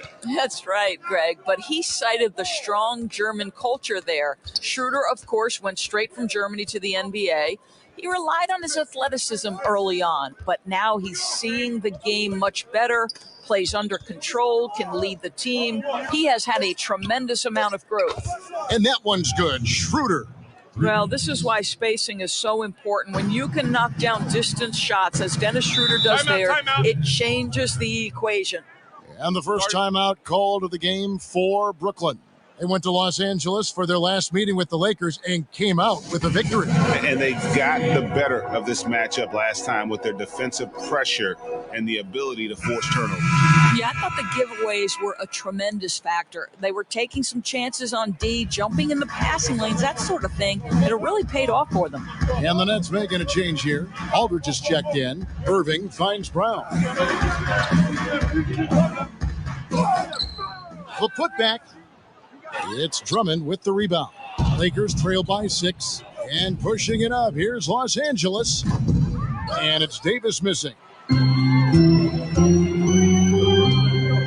Brown outside. And Harris wide open. He shoots. The shot's good. Brown making the play. Well, he is tailor-made for the catch-and-shoot game. Joe Harris, a knockdown shooter. Outside, Davis. Stripped away. Irving against Schroeder. From about 19 feet. A shot's good from Irving. Irving's got the lead up to 11 now for the Nets. Nothing better than a hustle play like that. It gets the whole team amped up, sets the example for everyone. Schroeder, and it's sent back by Aldridge. Chalk up 2 there. And here is Irving. He's got 13. He kicks it to Aldridge. Schroeder against Irving. And there's the pass to Claxton. On the wing, Brown feeds it to Harris. Can't hit from in close. And the call will be against LaMarcus Aldridge.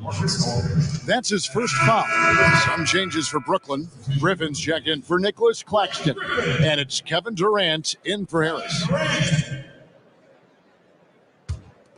Lakers trail by 9. Schroeder, right side. Kuzma, outside. The feed to Schroeder. Trying to get open, it's Davis. And there's Schroeder. That's good. The assist by Davis.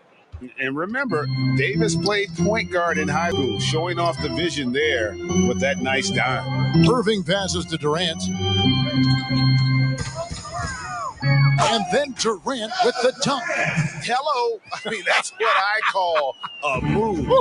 That is some artistry. Greg, you're right. On his way to the basket, he was soaring. Now, here's Caldwell Pope. He's coming off a 28-point game against the Heat in Miami. And it's sent back by Aldridge. And it's out of bounds. And they say last touch by Griffin.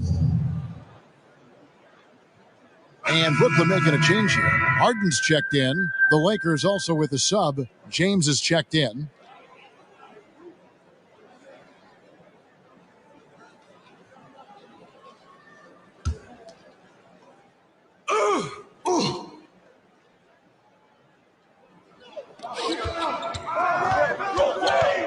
He dishes it to Davis.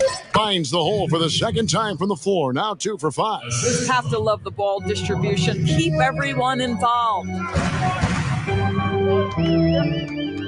Brown the pass to KD. The shot's good. Brown making the play. Durant's got his 3rd basket of the night right there. And this is tough to stop if you're the defense. They have just gotten locked in from 3-point range this quarter. And he gets the whistle. 2 free throws coming up. Greg, you were a physical, defensive-minded player. What are your thoughts on how closely the game is called now as opposed to when you played? It is, Kevin. And yeah, some people like the physicality of the era I played in, but you know, I like the beauty of the game with the spacing and the freedom of movement. And I think that's one reason why you see so much switching. It's hard to fight through screens without fouling. And ball handlers have become experts at drawing contact, even if it's, you know, incidental. And I think that's just an area where the game has changed so much that that ability to play in space is so vital.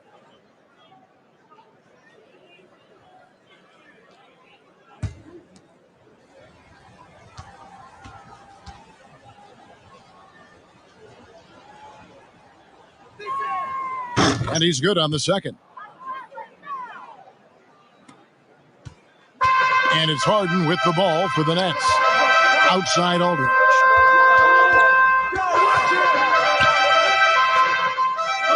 Brown outside.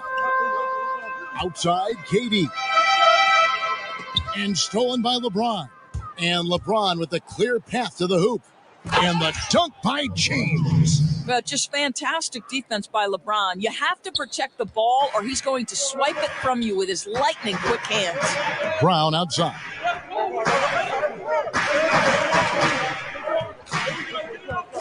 To the middle. Here's Harden. The shot's good. Brown making the play. Brown's got 4 assists in the game. And they've repeatedly probed inside in the first half, guys, and it's paid off. Now here's LeBron. He's got 13. Again, Los Angeles. Again and again, they're dissecting the defense and creating those high percentage looks from inside. Harden against Schroeder. Puts up a 3. Harden, no good. And even against defense as tight as that, you almost expect him to still bury those. And the dunk by James. A history of great finishers in NBA history, but LeBron will top the list before it's all said and done. Harden the pass to Durant. Outside Griffin. Lets it go with the 3. The rebound by Caldwell Pope. I'll tell you, he's trying to help them extend this lead, but it's been a tough night for him individually. Griffin with the steal. Passes it to Harden. Here's the teardrop. He lays it in. Harden's got 4 points now in the quarter. Inside, outside. Harden will attack you from anywhere. Nice play. Kicks to James. Shoots over KD. A second chance effort. It'll go, and the Nets lead is cut to just 5 on the basket from Drummond. And boy, has he come alive. Since the start of the second quarter, he has been on fire. Pass to KD. Rebound the Lakers. And for everything that Anthony Davis does on the floor, you can't forget about his defense. Still an elite level defender, guards multiple positions and turns away a number of shots. Now here's Drummond, following the miss by Anthony Davis, but he recovers it. Kicks it out to Schroeder. Clock at 4. Tough break there, shot after shot. They couldn't get anything to fall. Boy, with his shot not falling right now, it might be time to look in a different direction. See if you can get your teammates started. Harden surveying the D. Here's the 3. The shot, no good. So Los Angeles will take it the other way. And Davis gets a lot of blocks without getting in foul trouble. About a 1-to-1 ratio for him in his career. Incredible. And he's done a great job of learning how to go straight up, playing vertical, gets blocks but doesn't get pulled out of position. Does everything you want from a defensive anchor. That's how you share the rock. He does this time and time again. And the Lakers decide to take their first time out here. One of the stories here, James Harden getting it done today. You've got to take a timeout, take a breath, and come up with a plan for how to stop this guy.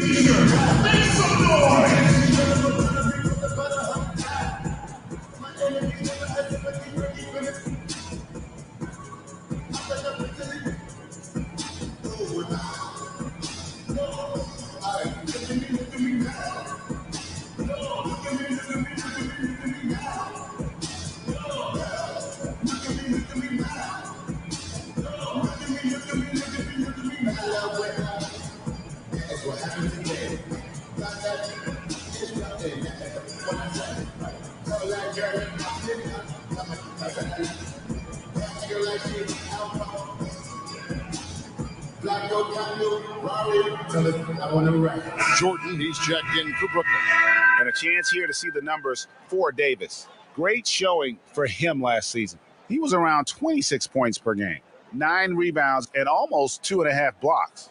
And on both ends of the floor, he's a guy they look for to take up space inside. Well, certainly with the rebounding, with the ability to block shots, basically he does all the dirty work. So the other guys can look pretty. Here's Caruso. No points in the game yet for him. Lobs it up for Jordan, and DeAndre Jordan throws it down. DeAndre Jordan, simply a force around the cup. This guy has rare athleticism. Caruso, the pass to Davis. Busts the J after the cagey pass fake. Davis has got 4 points this quarter. I love the ball movement there. He put that on a silver platter, just served him up. Brown feeling it out a bit. And foul on the shot. He'll shoot 2 at the free throw line. That's his first personal foul. First trip to the line for him here. And he hit his foul shots a season ago at about a 74% clip.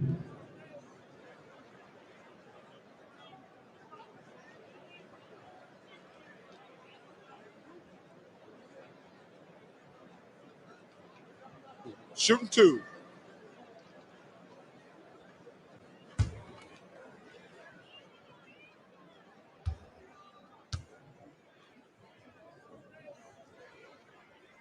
And the first one at the line is good. So for the Nets, Nicholas Claxton comes in for Blake Griffin. And Joe Harris is subbed in for Kevin Durant.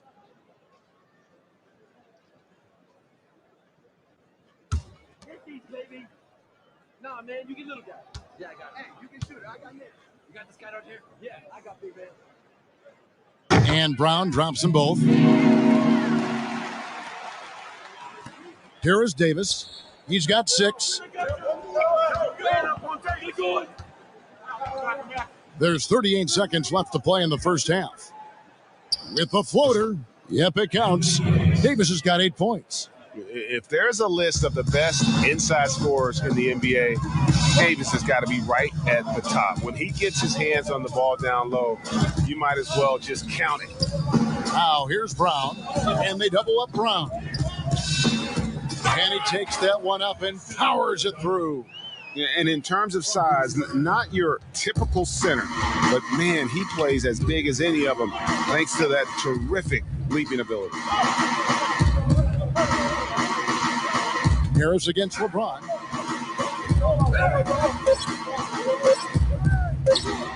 Off the left rim and out. And so it's the Brooklyn Nets ahead by 9 as the quarter comes to a close.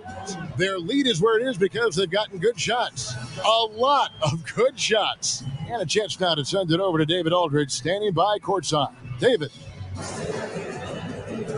Thanks a lot. Kyrie, what was your plan for tonight? I was trying to get assists in the beginning, and I'm just having a good time out here. Got it going a little bit. Enjoying myself. Okay, Kyrie, we'll see you in the second half. Thanks a lot. Back to you, Kevin. Thanks for the great interview, David. And we'll be back for the third quarter of basketball following halftime. It's the 2K Sports Halftime Show. Ernie Johnson here with Shaq and Kenny, and a favorite time of the year is where James Harden led the way in the first half. He ended up with 17 points and 1 rebound. This has been a bounce-back game for him after some struggles their last time out. Shaq, let's get your take on Brooklyn. And so far, the Beard has owned the game. He's getting to his spots and just going to work. Tough shot maker, shooting them right in your face. The defense has not been able to stop him. And Kenny, let's get your thoughts on the Lakers. Well, they just didn't produce enough offense. I don't know if it's because they were expending so much energy on the defensive end, but clearly they have to take a look at this. What plays are we calling? And how can we improve that? And they have to do it fast, because if they don't, this game is going to run away from them. And that'll about do it as we get ready for this.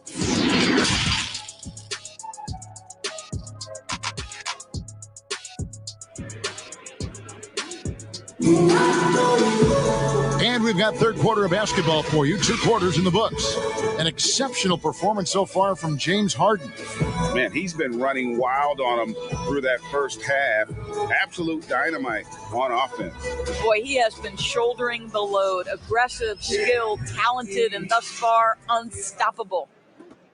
Nets leading by 9. Third quarter action getting rolling right now. Brought to you by Gatorade. All fueled up and ready to go. Here's who's on the floor. Taking a look at Los Angeles. LeBron and Davis, the incredible forward pair. Dennis Schroeder is out there with Kentavious Caldwell-Pope. And it's Drummond in at the 5, roaming the paint. Basket is good. He'll get a chance for one more at the line. Well, there's a brute physical force to LeBron James. Couple that with his terrific instincts, unbelievable reactions, and he's pretty good on the offensive glass.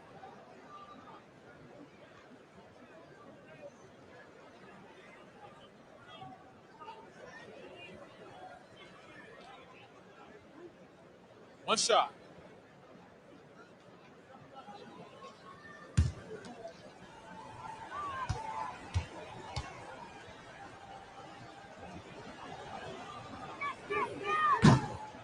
Greg, as a young player, one of your mentors was Patrick Ewing. How valuable was that to have that kind of guy tutoring you, mentoring you as you were just getting in the NBA? I tell you, he was the consummate professional and really an incredible leader by example. This guy spent infinite amount of hours in the gym in the off season honing his craft, first on the floor, last to leave it throughout his professional career. And that's something he had in common with all the truly greats who've ever played the game. Here's Caldwell-Pope after the basket by Brooklyn. Pass to James. Lets the 3 fly. Kyrie Irving with the rebound. Outside, Davis. Over Durant. And again, the Lakers, no good. Boy, as slow a start as you could have. Just 1 for 4 from the field. They're struggling. And he drops in the layup off the glass. And now it's a 10-point Brooklyn lead. And they're passing the ball very crisply here. Irving against Schroeder. LeBron outside. Over a minute and a half into the third quarter of action. Caldwell-Pope against Harden. And again, the Lakers, no good. Well, this is how you shut him down. A tremendous contest against a very skilled player. Lakers trail by 10, and they're moving it up. And stolen by Aldridge. Into the third we go. 2 minutes in now. Here's Irving. That's tipped. Wow, twice on the pipes from Dennis Schroeder. Woo-hoo! It's deflected. Caldwell-Pope dishes to Schroeder. The wing jumper off target. Well, terrific defense. They obviously respect his ability and just want to make it tough. Harden draws the double. Harris passes to Irving. 6 to shoot. It's not going to go for him. Good D by Drummond. Los Angeles has gone 0-2 from deep to start things here in the second half. And for players like Andre Drummond, sometimes it's a paradox. Great individual rebounding doesn't always translate into great team rebounding. That almost sounds, Greg, counterintuitive, right? Because you wonder, is it a lack of boxing out? So if they don't get it, an opponent does. What is clear unequivocally, though, there is more to team success than individual numbers. Second shot opportunity. And he gets the whistle for the 3-second call. An outstanding defensive play to earn the Mobile One block. And he's all over that shot, has it read the whole way and gets the position he needs to make a play. The Lakers making a switch here. Kuzma's checked in. And so James will bring it up for the Lakers. Just 4 points, that's all they've given up here in the second half. And the dunk by James. Well, when LeBron James is starting to cook, his teammates understand, hey, perhaps the big guy, one of the greats of his generation, needs the basketball. Now, here is Irving. 13 points in the game. Now, Kevin Durant. Shot clock at 6. Harden draws the double. Here's Aldridge. From the wing, it's Drummond with the rebound. Drummond's got double-digit rebounds now in the game. Buries the long-range jumper. And now just a 3-point Nets lead. And the three-pointer, a big part of KCP's game. About half his shots come from out there. Outside, Katie. Aldridge.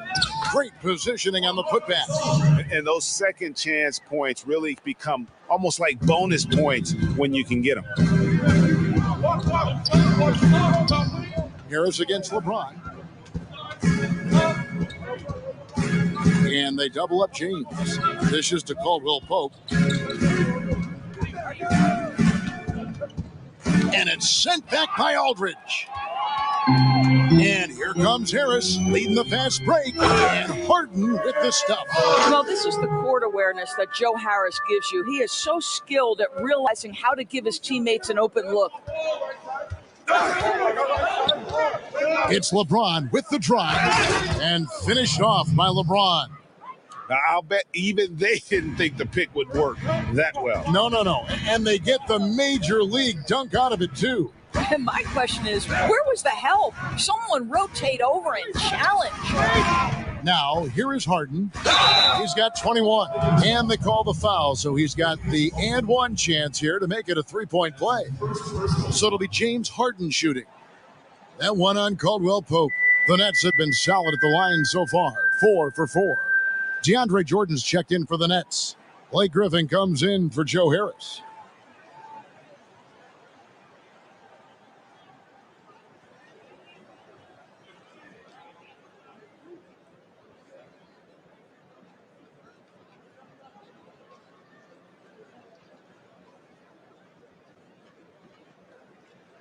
One shot.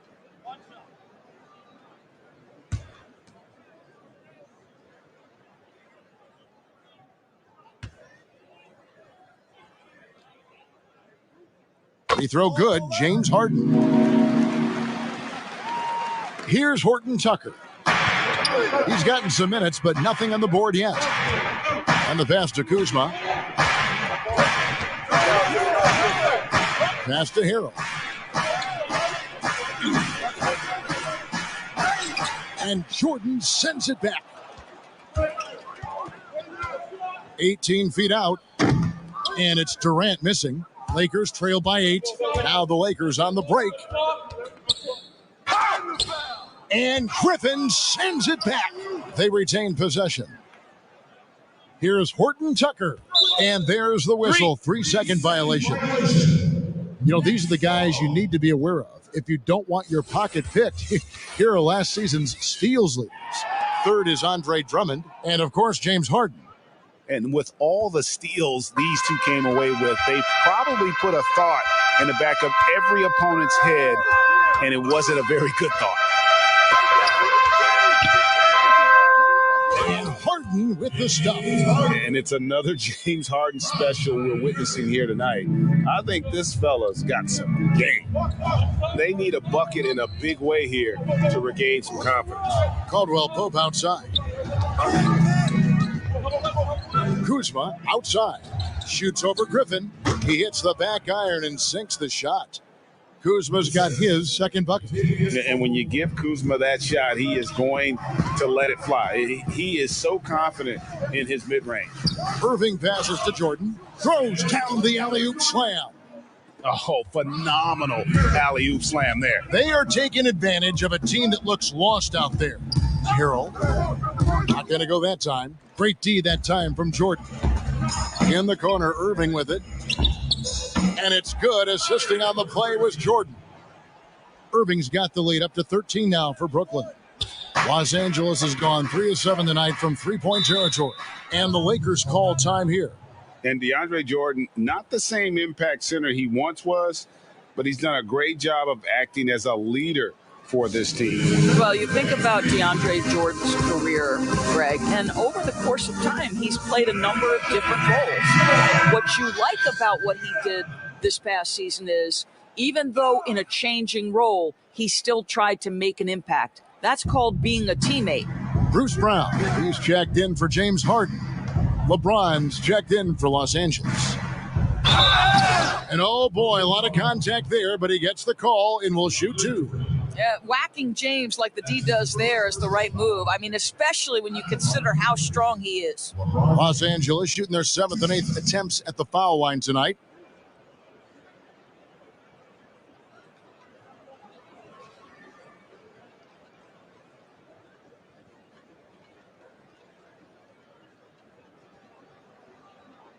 Shooting 2.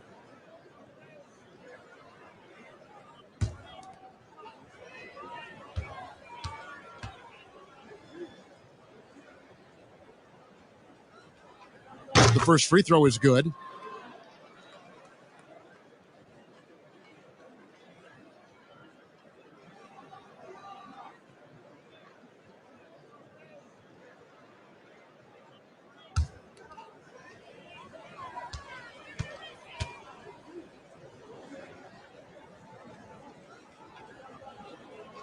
And he makes the first, but misses the second.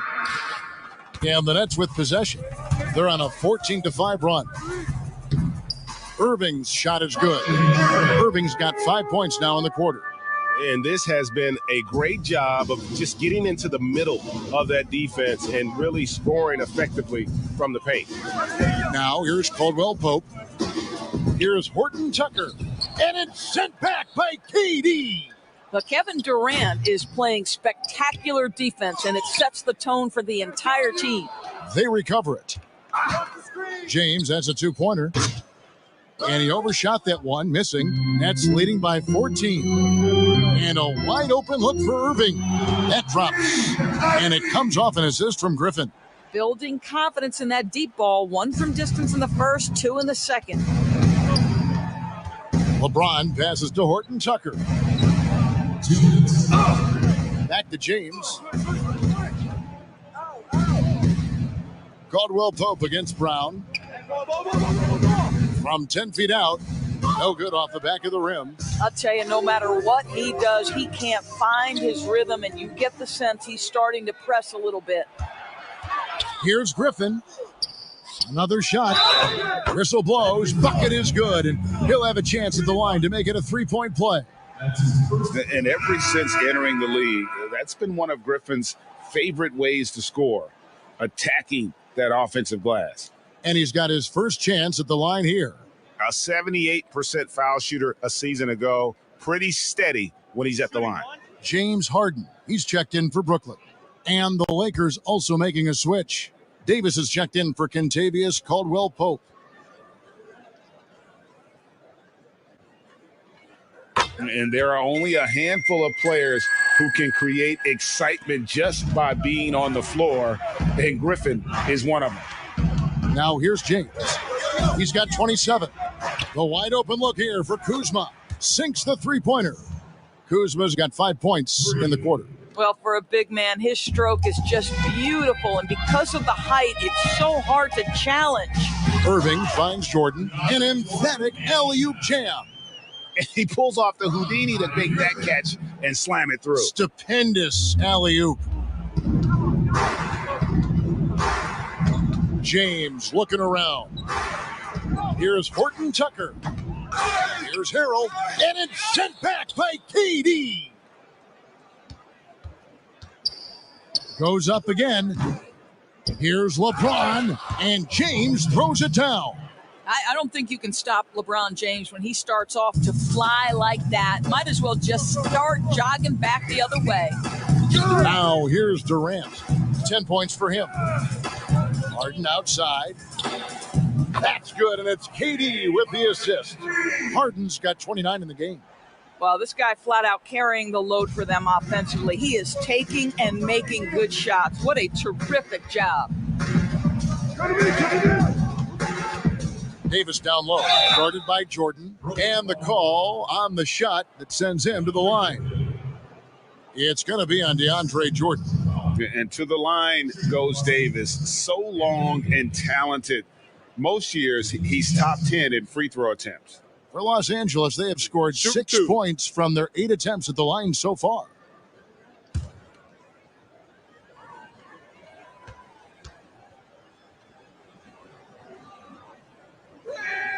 And the first one drops. And like the greats before him, AD has taken the time to develop all aspects of his game. You have to respect that. Looking at who's out there now for the Nets. Nicholas Claxton comes in for Blake Griffin. And Harris subbed in for Durant. And Los Angeles making a change here as well. Schroeder's checked in. And so Anthony Davis nails both of them. And it's Harden with the ball for the Nets. At the conclusion of this game, they're off to Minnesota where they'll take on the Timberwolves. That'll be the first half of a 2-game trip. Another one falls for Brooklyn. Yeah, you got your shooters and you have your scorers, but James Harden is both. LeBron against Irving. From deep. That shot, no good. James Harden getting it done for Brooklyn. And his big game just keeps getting bigger. That quarter sees him get over 30 points. We'll take a quick break and then back to the action here. And a quick look now at the State Farm assist of the game. Just true artistry right there. I mean, great decision on where to go with the ball, and how about the perfect delivery? We call that putting it right in the pocket, and he knew what to do with it once it was there. And with the fourth quarter upon us, time is running out for this game to become competitive. They've got Kyrie Irving. He's out there with Harden. DeAndre Jordan is out there with Harris. And it's Claxton in at the 4. So that's the lineup for Brooklyn. Well, you have to take advantage of the chippies when you get them. Nice job by Dennis Schroeder in close. Here's Irving. And he makes the bucket, gets the whistle, and now a 3-point play chance here for him. And that's just cold-blooded right there. He's taking no prisoners. Well, when it's closing time, he's trying to lock the door. He's been going all night. LaMarcus Aldridge is checked in for DeAndre Jordan. Kentavious Caldwell-Pope, he's checked in for Los Angeles.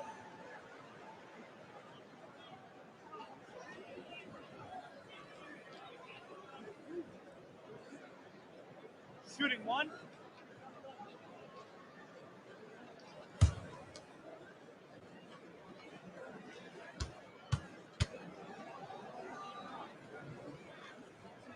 That free throw good from Kyrie Irving. Well, we continue to be, to me, in the golden age of point guards in the NBA. And Kyrie Irving is right there with the best of them in that discussion. Outside for Davis. Plenty of space. Pulled the shot a little left, but the bounce goes his way. You know, he could have looked to score that himself, but in this particular instance, the advantage is playing inside out. And the jam by Harden. Oh, big finish, emphatic. He hangs on the rim just for good measure. Wow. Lakers trailed by 21. Schroeder outside, floats it up for James. Up high to stuff the alley-oop. We are talking about a very solid passer at his position. Schroeder identifying an open teammate. Now, here is Harden. Pass to Claxton. Irving against Schroeder from 13. Again, the Nets for 2. And we know this. When Kyrie Irving starts to get going on the offensive end, he's really tough to contain. An incredible scorer because you know he can hurt you from any area of the floor. And foul on the shot, so he'll get a chance at the line. Well, you know, teams look for +6s, players whose wingspans exceed their height by a half foot. Montrezl Harrell is a 6'7" player with a 7'4" wingspan. If you're struggling with the math, ladies and gentlemen, that's a +9.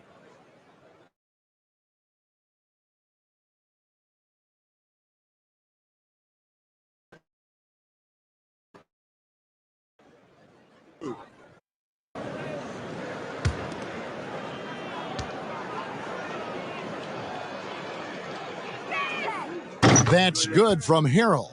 And between his length and his athleticism, Montrezl Harrell well suited for that role of small ball center, Greg, in today's NBA. Yeah, I mean, he's fearless. Even giving up a few pounds, a few inches, he'll go right at you and making steady improvements as a rebounder year over year. And both free throws good for Harrell. Boy, what you appreciate nightly about Montrezl Harrell is he leaves nothing on the floor. This guy plays with ferocity, with energy, and he's turned himself into a legitimate threat. Harris against LeBron. Well, in the rebounding game, at least, it's been a strong physical performance for him. Kyrie Irving with the rebound. Nets leading by 19 points. Harden with it. Now guarded by Schroeder. Harden, no good. 3-on-3. There's the steal. And here we go. Harden heading to the hoop. Oh, what a dunk! Out below! And this is how a floor leader makes a statement. Harden just put the other team on notice. Timeout called the Lakers.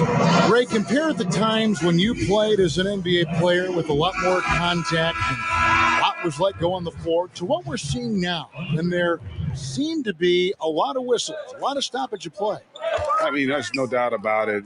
You know, you got to allow players to defend. And if they're in a legal guarding position, let them do their job. Eliminate the cheap ones. Part of the issue, though, partner, is now so much of the game is played on an island, right? You don't have the crowds that you typically would see guys in back in our era. There's more space. The court, in essence, is bigger. You're out there kind of on your own, man, and these guys are crafty at drawing fouls. It's never been harder for a defender. Well-placed alley-oop pass into the layup. We are talking about perhaps the highest IQ player in history. LeBron knows how to get the ball to his guys in their sweet spots. Here's Irving. Banked in off the glass. Irving's got 9 points in the quarter. Just no resistance inside at all. They are feasting. This is a straight buffet. It is. It's a big one. And load the plate.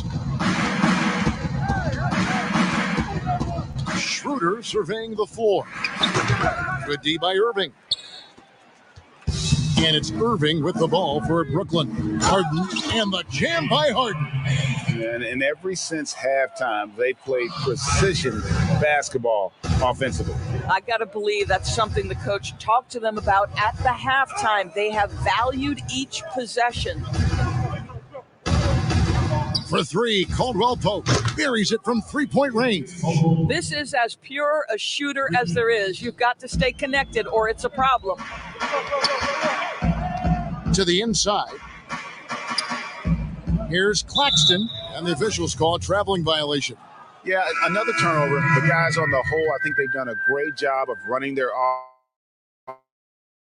offense without too many miscues. And a new group in for the Nets.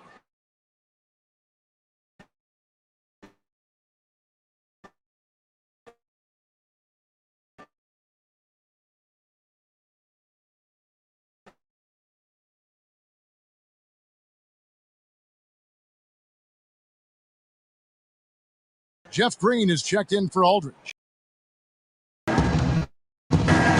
Here's Caruso. Brooklyn leading by 22. Knicks stripped it away. Here's Caruso. He's guarded by Johnson. Well, if you don't take care of the ball, fellas, that's what can happen. Absolutely, Greg. That makes the turnover even more painful. At the end of the day, though, it's 2 points. Don't hang your heads. Let's get refocused and play with more patience. Johnson, the pass to Green. Fast break, the Lakers. Here's Caruso. The kick out to Matthews. Pass to Caruso. Down to 5 on the shot clock.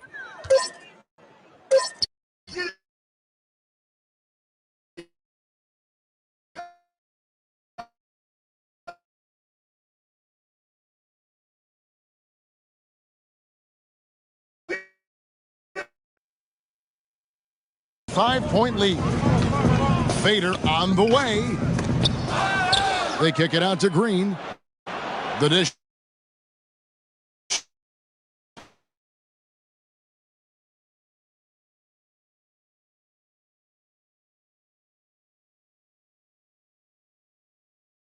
to Johnson. To McKinney. And we've seen more to how fans, Greg, interact with players during the games, whether it's verbal or even physical. Is that something the league's got to keep an eye on? Absolutely. It's all about making sure that everyone is protected and respected. You know,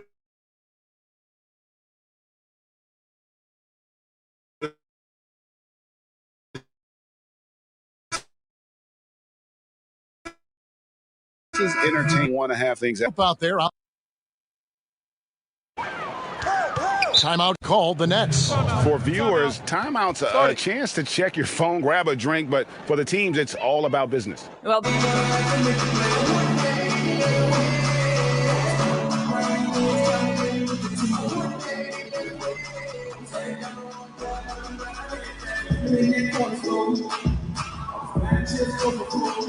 and now let's present our New Balance Player of the Game, James Harden. And what an amazing ball game we've seen from him. It's been a one-man show worth the price of admission all by itself. There wasn't anything he couldn't do on that court tonight. And now we can see that when he's at his best, they are a very dangerous team, going up against the defending champs and getting the job done.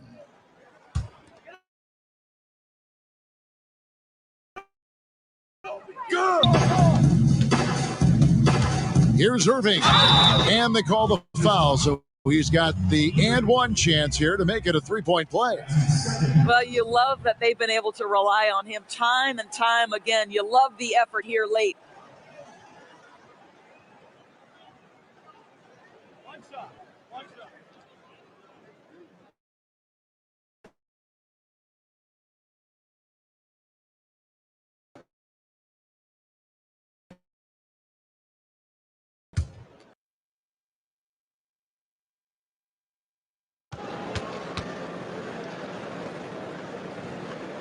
Impeccable from the line since halftime.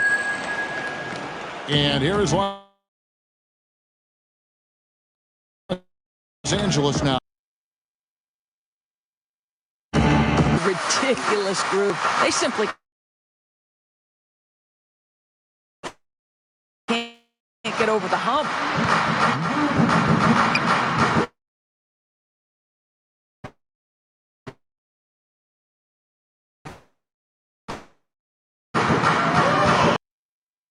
Away seasons in certified draft picks.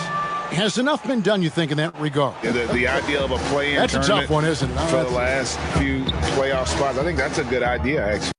Not always put it on the future. I think that's going to help, but I think you're going to always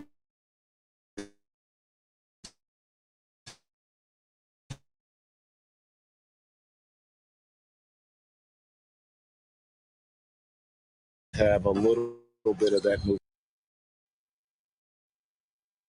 Here.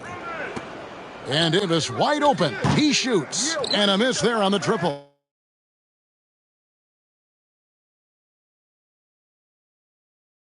And so it's Durant with it. He'll bring it.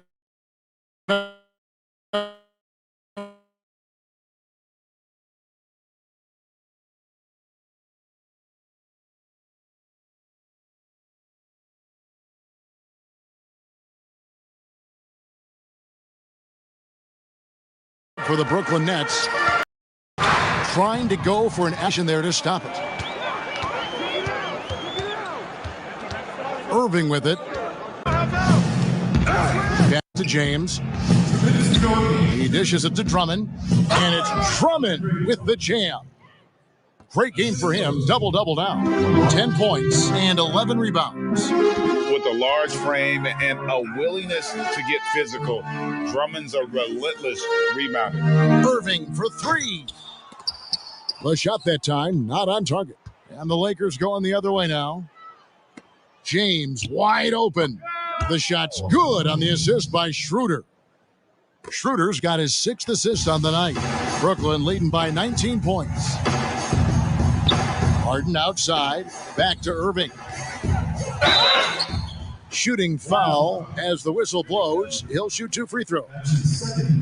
It's on Dennis Schroeder. Boy, that's Kyrie right there. He draws so much defensive attention. Guys want to be physical with him, but this guy able to take contact so well for his size.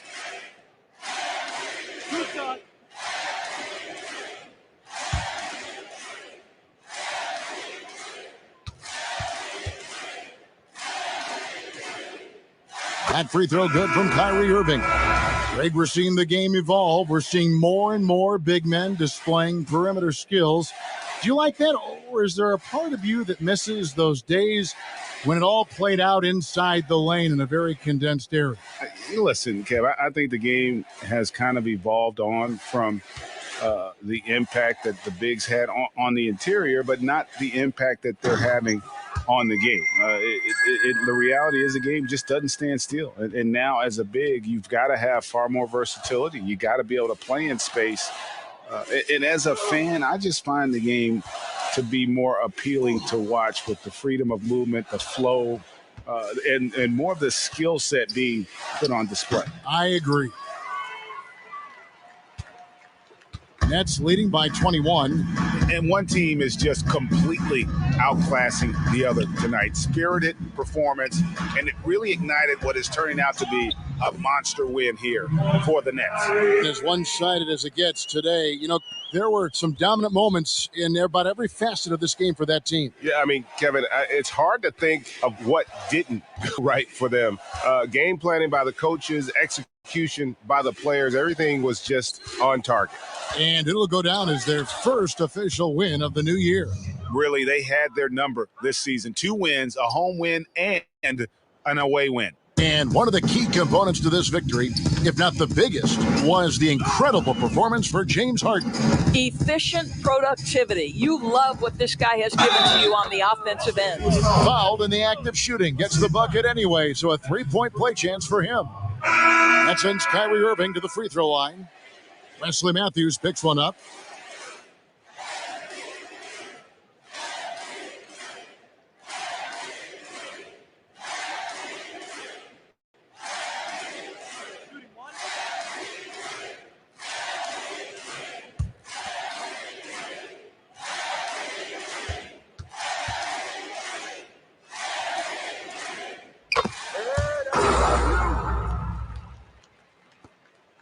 .26 seconds left in the fourth quarter. Caruso, the pass to McKinney. Here's Kaycock. Outside Matthews. Cuts off the pass. And here is Johnson.